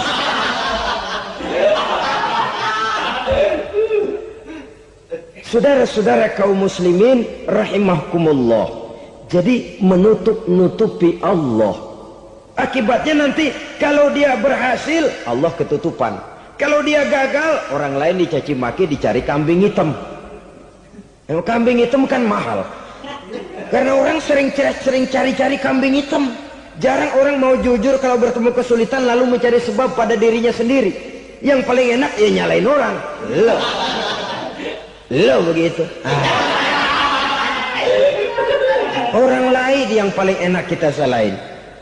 Au ya'malu fi mukhalafatil mun'im, atau dia melakukan sesuatu yang tidak sesuai dengan kehendak yang memberikannya nikmat. Diberikan kita tangan, mulut sih nggak berhenti. Terima kasih Tuhan, alhamdulillah saya dikasih tangan. Cuma nih tangan enteng mak nabokin orang mulut. Itu sudah mukhalafatul mun'im, bertentangan dengan kehendak yang memberikan nikmat. Diberikan harta, mulutnya mah basah. Terima kasih Tuhan, alhamdulillah dikasih harta. Tapi pelitnya minta ampun. Kikir, koret, medit. Ini juga termasuk kufur nikmat, mempergunakan suatu nikmat bertentangan dengan kehendak daripada yang memberikan nikmat itu sendiri. Saudara-saudara kaum muslimin rahimakumullah, oleh karenanya kufur iman memang lebih bahaya daripada kufur nikmat. Tapi jangan lupa, kufur nikmat bisa menyeret orang kepada kufur iman. Nah kalau Allah udah dialingin, Tuhan sudah dinomor duain, lama-lama kenapa dia tidak mendewakan dirinya sendiri, mendewakan pangkatnya, mendewa-dewakan otaknya, mendewa-dewakan kemampuannya? Pada awalnya dia memang cuma kufur nikmat, tapi lambat laun kalau ini tidak diobati secara pasti, orang akan mengarah kepada kufur iman. Bisa berbentuk syirik, bisa berbentuk nifak, bisa berbentuk riddah.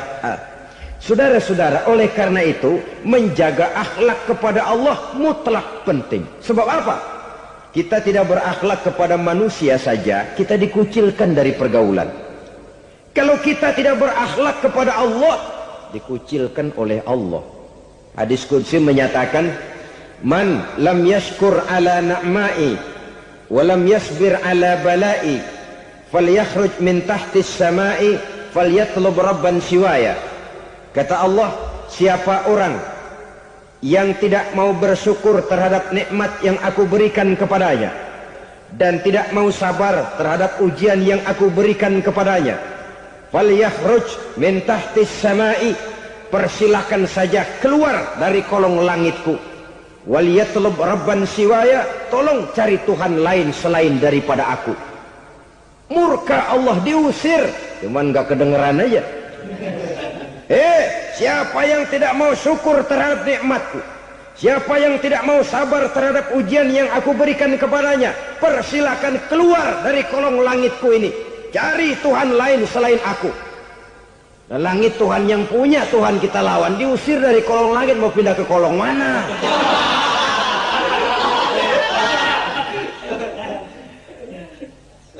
Jadi jangan merasa kufur nikmat kan enteng. Iya, kelihatannya begitu, tidak sebahaya kufur iman.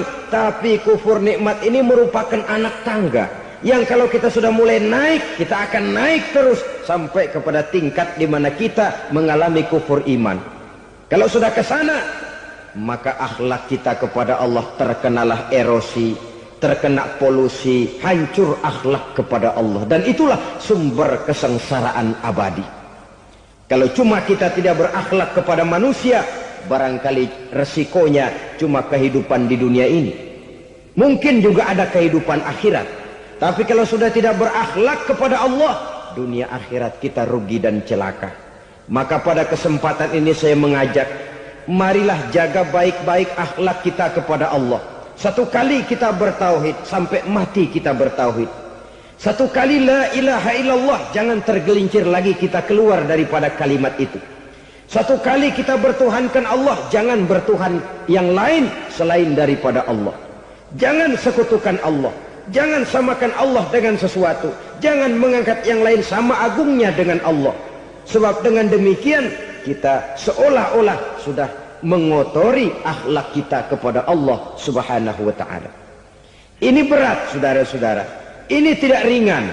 Kadang-kadang saya katakan tadi, masalah ekonomi. Kadang-kadang persaingan hidup yang makin tajam, di tengah lapangan kerja yang makin sulit, di tengah orang banyak potong kompas. Kalau berpatokan kepada nilai tauhid, la ilaha illallah, tidak ada Tuhan selain Allah, maka saya tidak akan takut kecuali hanya kepada Allah. Saya tidak akan menggantungkan hidup kecuali hanya kepada Allah. Saya tidak akan minta rezeki kecuali hanya kepada Allah.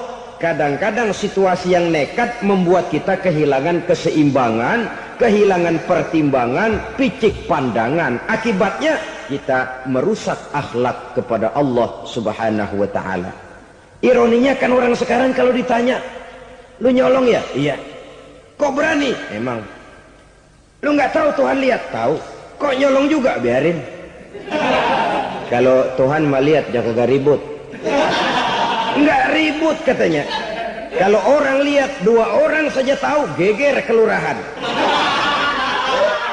Ini kan sudah mendustai dirinya sendiri, sudah merusak akhlaknya kepada Allah Subhanahu wa taala. Tuhan nggak ribut katanya. Saudara hadirin yang saya hormati, jadi oleh karenanya akhlak kita kepada Allah merupakan basis daripada kehidupan beragama. Kalau itu sudah mulai rapuh, mulai terkena erosi dan polusi, mulai rusak, dikhawatirkan nanti nilai ibadah kita kepada Allah juga akan turut ambruk karenanya.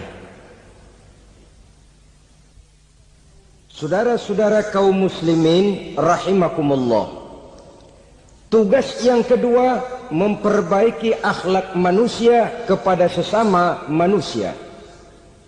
Kita tahu Islam sesuai dengan namanya adalah agama damai. Maka akhlak manusia kepada sesama manusia menempati porsi yang penting dalam kehidupan beragama. Bagaimana seorang muslim bergaul, bertata krama terhadap sesama manusia. Mari kita lihat lebih jauh persoalannya. Untuk memudahkan pembicaraan dari kacamata agama, kita kelompokkan saja manusia itu dalam 2. Pertama yang seiman dan yang kedua yang tidak seiman. Yang tidak seiman itu kita sebut saja kufur atau kafir. Nah, kepada yang kafir pun kita diajarkan untuk berakhlak. Apalagi kepada yang memang nyata-nyata seiman, sekeyakinan, seakidah. Kemanapun Islam datang, ke negara manapun ia masuk, ia tidak menaburkan kerusakan. Jadi tidak benar kalau orang pernah itu menggambarkan, saking sentimennya seorang orientalis pernah menggambarkan Nabi Muhammad di tangan kirinya Quran, di tangan kanannya pedang, menggambarkan seolah-olah Islam dikembangkan dengan kekerasan. Sebenarnya tidak sama sekali. Kalaupun dalam sejarah perkembangan Islam pernah terjadi perang, maka perang dalam Islam sesungguhnya apabila kita amati sejarahnya bukan untuk memaksakan agama, karena memang agama tidak bisa dipaksakan, tetapi justru untuk mempertahankan agama dari segala macam hambatan, rintangan, hinaan dan fitnahan. Tapi kemanapun yang jelas Islam masuk, dia tidak pernah membuat kekacauan, kerusuhan ataupun penghancuran. Candi Prambanan bahkan dipugar, gereja-gereja tidak ada yang dihancurkan oleh umat Islam. Kenapa? Islam agama damai. Soal agama, soal lakum dinukum waliyadin, la ikraha fid din, qad tabayyana ar-rusdu minal ghayy. Tidak ada paksaan dalam beragama, sebab nyata yang benar dengan yang tidak benar. Belum pernah ada orang kafir masuk ke perkampungan orang Islam lalu dikejar-kejar, diteriakin kafir, kafir, sunatin.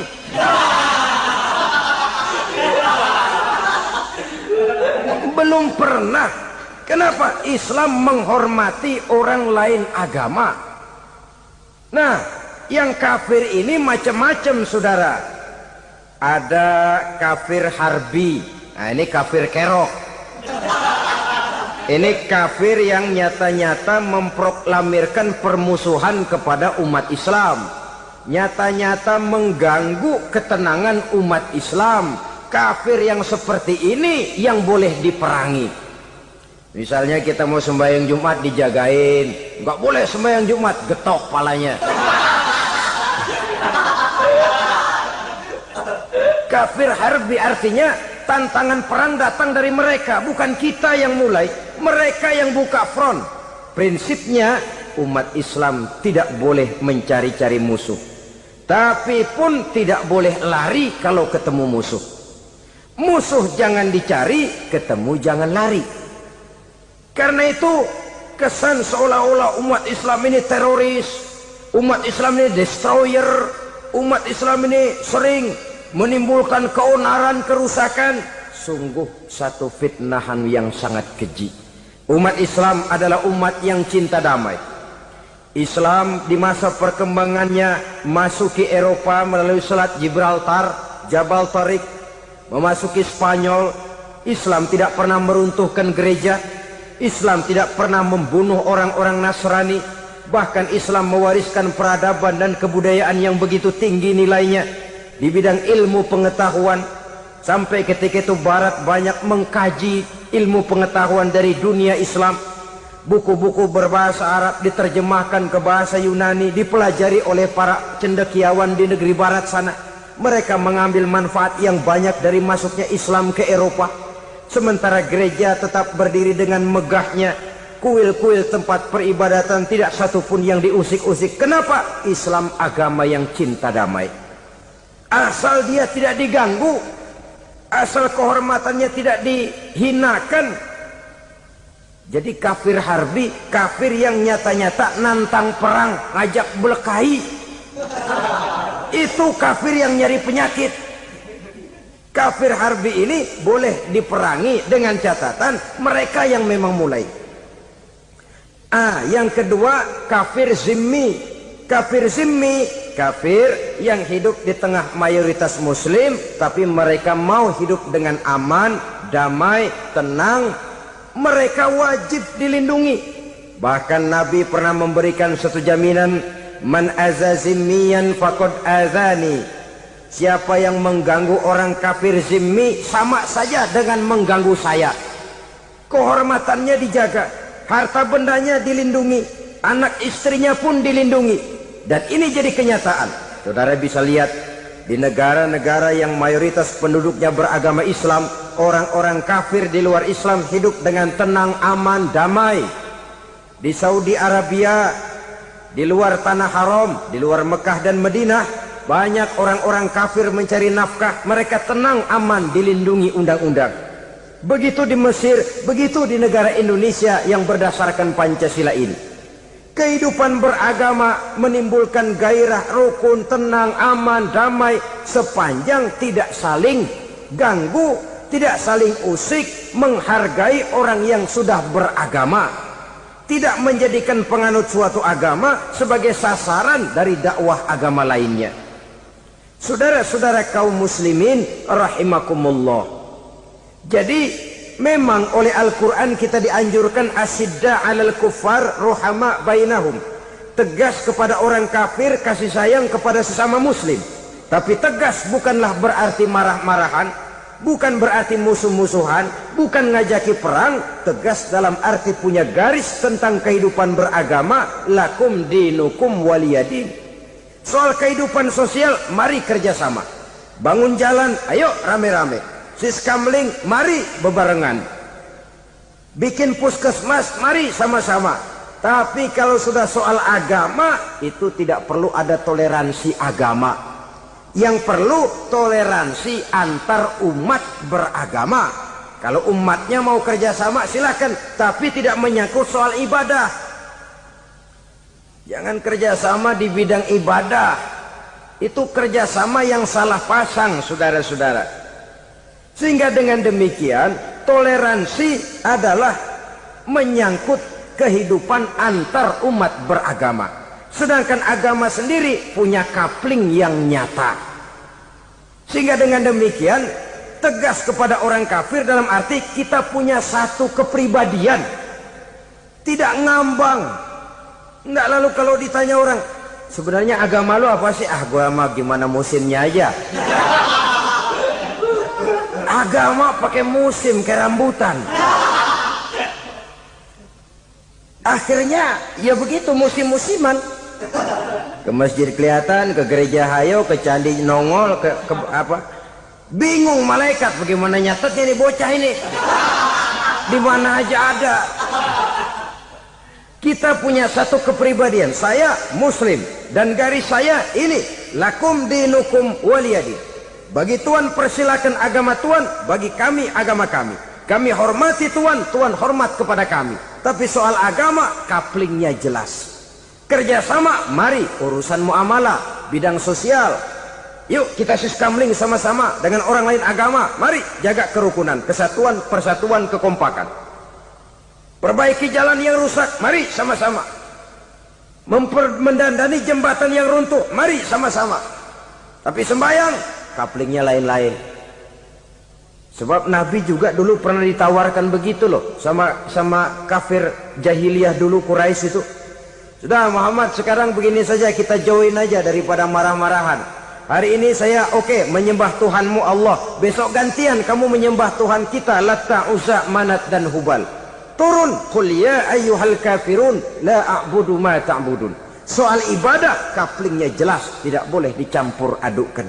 Sebab kalau tidak, kita akan mulai kehilangan identitas diri, dan disitulah krisis kehidupan keyakinan beragama dimulai dari krisis identitas. Hujan gede kan mulainya gerimis dulu. Di mana-mana ya gerimis dulu. Gerimis makin lama makin gede, kita akan mulai dengan kehilangan identitas diri. Dari sana nanti kita malu mengakui keislaman kita. Kalau orang Islam malu mengakui keislamannya, ini kan ironi, menyedihkan. Ngakui Islamnya saja malu, menonjolkan keislamannya malu, tidak ada rasa bangga beragama. Padahal ini modal dasar. Hanyalah dengan rasa bangga beragama kita lalu konsekuen. Bukan bangga yang tidak konsekuen. Wah, pokoknya kan gua kan Islam, agama yang paling benar. Tapi hidupnya sendiri jauh dari tuntunan Islam. Itu bangga yang tidak beralasan, bangga yang tidak perlu dibanggakan sebenarnya. Kebanggaan yang membuat kita konsekuen dan dekat dengan kehidupan beragama. Jadi dengan demikian saudara-saudara, kepada non-muslim kita juga harus berakhlak. Bukankah ini sudah dicontohkan oleh Rasul? Bagaimana beliau disambiti orang di Taif, yang menyambiti malah didoakan. Bagaimana Suraqah mau membunuh beliau, malah Suraqah didoakan. Bagaimana Abu Jahal dan Abu Lahab saking mangkalnya. Ini Abu Jahal pernah gali lubang di kamarnya sendiri, di depan tempat tidurnya. Setelah dia gali lubang, ditutupin pakai keraras korma. Lalu dia tarik selimut, belagak meriang. Dia pesan pesuruhnya, bilangin Muhammad encangnya meriang. Pamannya sakit, minta ditengokin. Nabi dengan segala husnuzonnya berangkat nengokin. Abu Jahal dari balik selimut ngintip. Ah, itu dia Muhammad, itu dia tuh. Dia tuh, masuk Dani, masuk. Mulai dia jalan, senang Abu Jahal. Ah, terus. Begitu ke pelosok, masuk ke lubang, gue pendem terus dah. Memang niatnya mau mencelakakan Nabi. Sudah tinggal beberapa langkah lagi Nabi akan berjalan ke arah lubang itu. Malaikat Jibril ngasih tahu, Muhammad, Abu Jahal pamanmu cuma pura-pura sakit. Di depan tempat tidur itu ada lubang sudah dia gali untuk menjerumuskan kamu. Sudah, balik pulang. Balik badan Nabi. Sudah hampir mau melangkah, kakinya malah muter pulang. Abu Jahal yang ngelihat Nabi sudah hampir jatuh, nggak jadi, balik pulang. Lupa kalau lagi sakit. Udah Muhammad buruan sini. Nabi ke pintu, dia kejar. Dia lupa sama lubang yang dia gali. Begitu dia kejar, dia yang ke pelosok masuk ke dalamnya. Sejak saat itu ada pepatah, man hafara hufratan waqa'a fiha. Siapa yang suka nggali lubang, dia sendiri bakal terpelosok ke dalamnya. Jatuh dia ke lubang yang dia gali. Padahal ya paling banter 2 atau 3 meter paling dalam.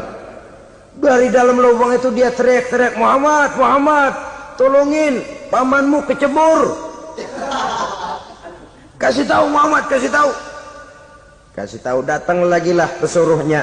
Muhammad, pamanmu Abu Jahal kecebur, minta tolong diangkatin. Sudah diulur tambang, habis sambung lagi, nggak bisa sampai.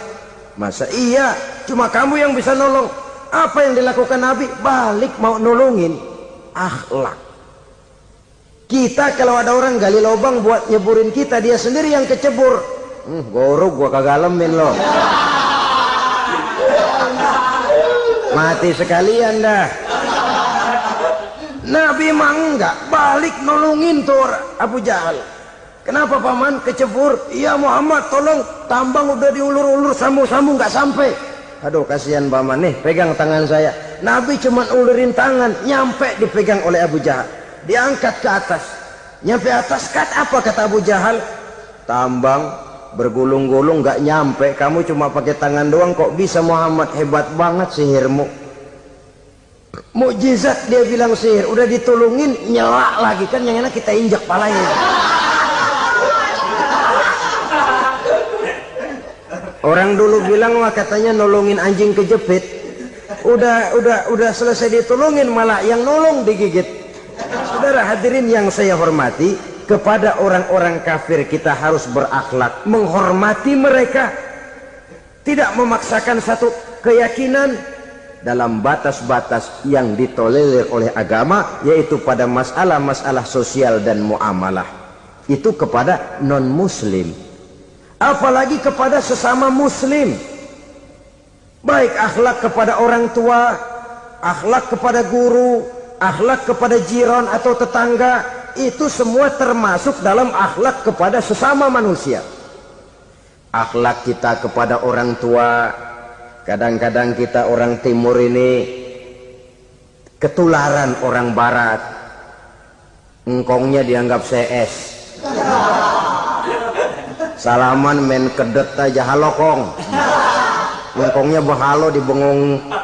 Saudara-saudara kaum muslimin rahimakumullah, akhlak yang tua kepada yang muda, akhlak yang muda kepada yang tua, kepada jiran dan tetangga, kepada sanak famili dan handai tolan, pendeknya kepada sesama muslim. Tetangga ada haknya, ada hak tetangga yang kalau kita berakhlak itu harus dipenuhi. Contoh kecil, kalau saya beli radio, itu saya dong boleh berpikir, ini radio saya beli pakai uang saya setel di rumah saya, sekeras-kerasnya ada apa sama orang lain? Radio gua, yang beli gua pakai duit gua, gue setel di rumah gue, ada urusan apa sama orang lain? Itu kalau menurut saya. Tapi tetangga sebelah saya kan bisa juga ngomong begitu. Mata gue, yang ngantuk gue tidur di rumah gue, kenapa suara radio lu masuk kemari? Ketika itulah lalu kebebasan saya nyetel radio dibatasi oleh kebebasan tetangga saya yang mau tidur. Ini sudah akhlak namanya. Umpamanya lagi ada Nabi ajarkan, iza tobakhta maraqatan fa'akthir ma'aha wa ta'ahad jiranaka. Kalau kamu masak sayur, banyakin kuahnya, bagiin tetangga kamu. Bukan bagiannya itu yang jadi soal, tapi akhlak kepada tetangga. Udah tahu tetangganya kelaparan, diseksa, goreng ikan asin, se-RW baunya ngayap, kembang kempis orang nungguin. Saudara hadirin ma'asyiral muslimin rahimakumullah. Jadi dengan demikian, kalau sudah kembali kepada orang-orang yang nilai imannya sama dengan kita, apapun organisasinya, apapun baju yang mereka pakai, kaos yang mereka pakai, jaket yang mereka pakai, kalau sudah seakidah, seiman, jaga akhlak kita. Pendapat boleh berbeda, kaos boleh tidak sama, jaket boleh beraneka warna, bendera boleh beragam-ragam, tapi ukhuwah Islamiyah ini utamakan. Adalah lebih baik mencari persamaan dalam kehidupan dan bukan memperbesar perbedaan. Hanyalah dengan mengembangkan nilai-nilai akhlak semacam ini, toleransi tidak hanya diperlukan kepada yang non-muslim, kepada sesama muslim pun toleransi. Artinya apa? jangan memponis amalan orang lain. Yang usolli, yang tidak usolli, berjalanlah menurut keyakinannya masing-masing. Jangan lalu memponis, itu namanya nggak toleransi. Kamu nggak pakai usolli ya? Enggak. Brengsek. Kamu pakai usolli ya? Iya. Bid'ah. Lah dua-duanya kagak yang bener. Kalau yang sembahyang kagak bener, bagaimana yang kagak sembahyang? Apa itu yang bener? Toleransi, setuju dengan perbedaan pendapat, jangan memponis amalan orang lain. Karena kita hanya beramal, hak menerima adalah Allah Subhanahu wa ta'ala. Jangan sebentar-bentar mencap bid'ah, dolalah, finnar, neraka.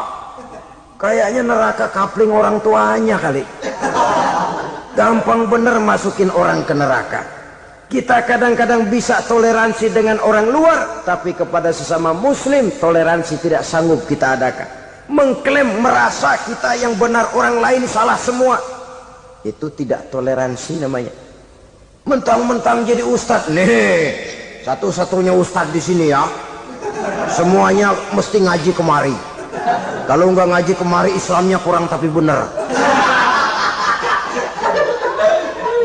Toleransi, saudara-saudara kaum muslimin rahimakumullah, lapang dada menghargai orang yang berbeda pendapat. Apalagi kalau perbedaan pendapat itu menyangkut hal-hal yang tidak prinsipil, menyangkut hal-hal yang sekunder dalam kehidupan beragama, menyangkut masalah-masalah yang dalam bahasa fikih disebut soal-soal furu'iyah.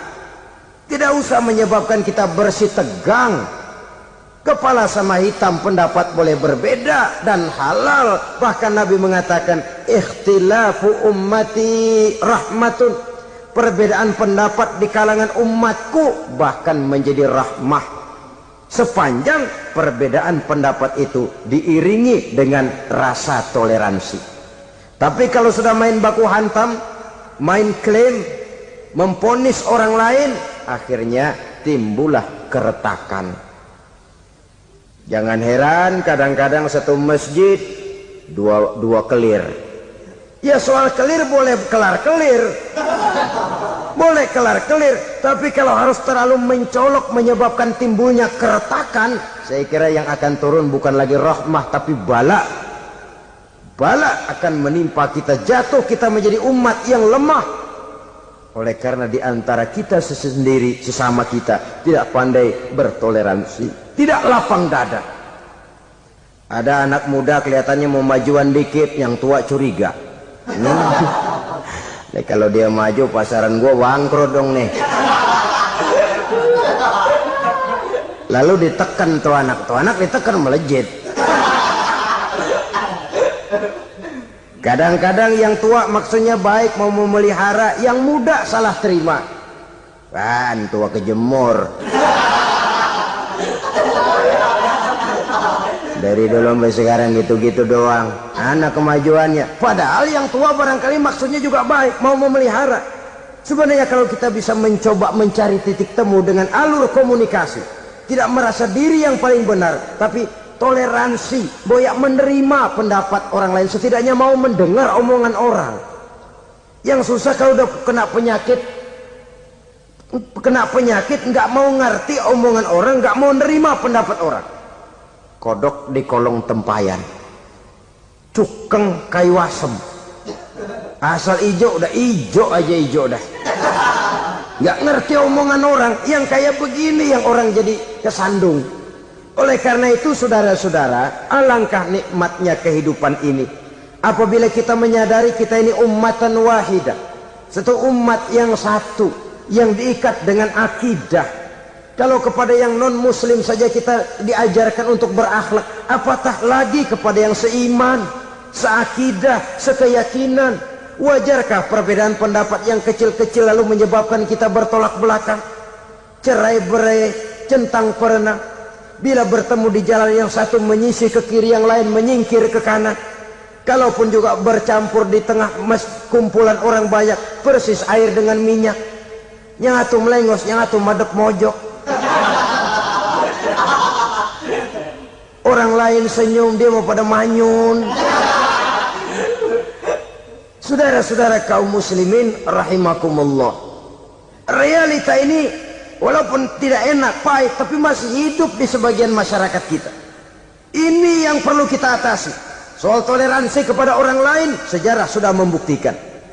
Mari kita jangan cuma bisa mengajak orang lain, umat lain untuk bertoleransi dengan kita, tapi kepada sesama kita. Toleransi ini perlu kita tegakkan, perlu kita bina, terutama di dalam kita menuju bentuk ideal daripada konsep ukhuwah Islamiyah ini, yang memang selalu kita akan cari bentuk-bentuk idealnya sejalan dengan perkembangan situasi dan kondisi yang dihadapi oleh umat. Perbedaan organisasi, perbedaan kepentingan organisasi tidak seharusnya menyebabkan kita merasa meremehkan orang lain dan mengangkat diri, mengklaim diri sebagai yang ter. Jadi dengan demikian, apabila yang pertama tadi akhlak kepada Allah dinamakan hablum minallah, maka yang kedua ini merupakan hablum minan nas. Jikalau baik akhlak kita kepada Allah, baik akhlak kita kepada manusia, nikmat rasanya menjalani kehidupan. Kadang-kadang orang akhlaknya kepada manusia baik, tapi kepada Allah tidak baik.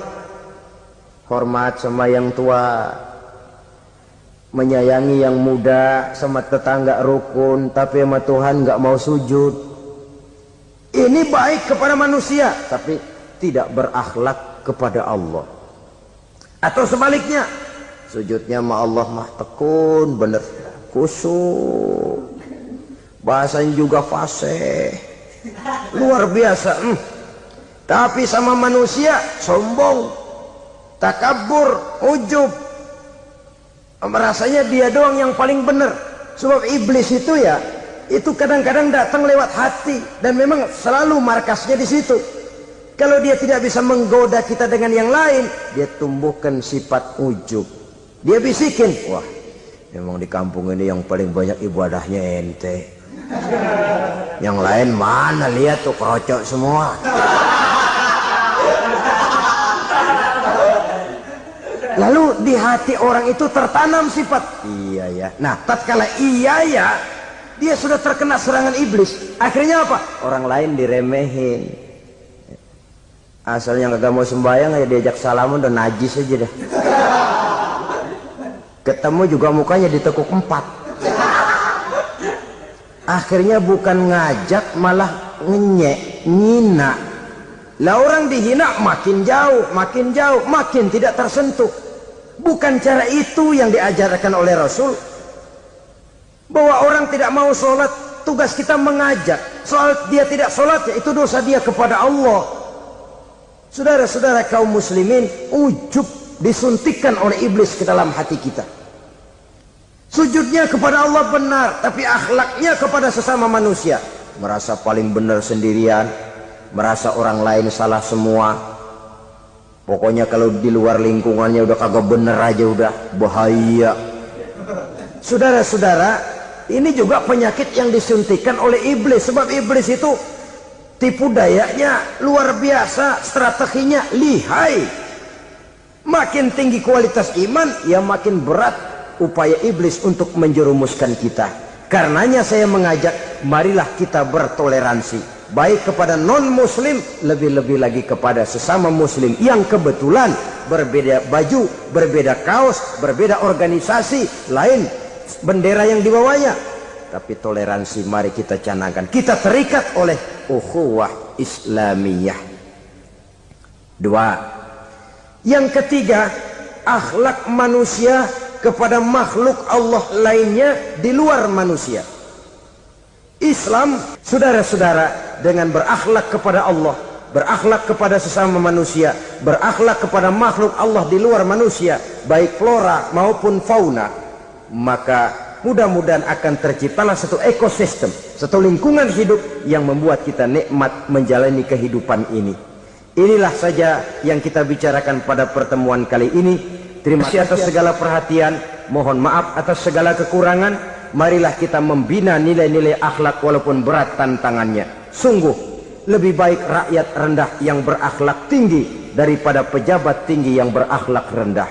Karena nilai manusia pada akhirnya ditentukan oleh akhlaknya itu.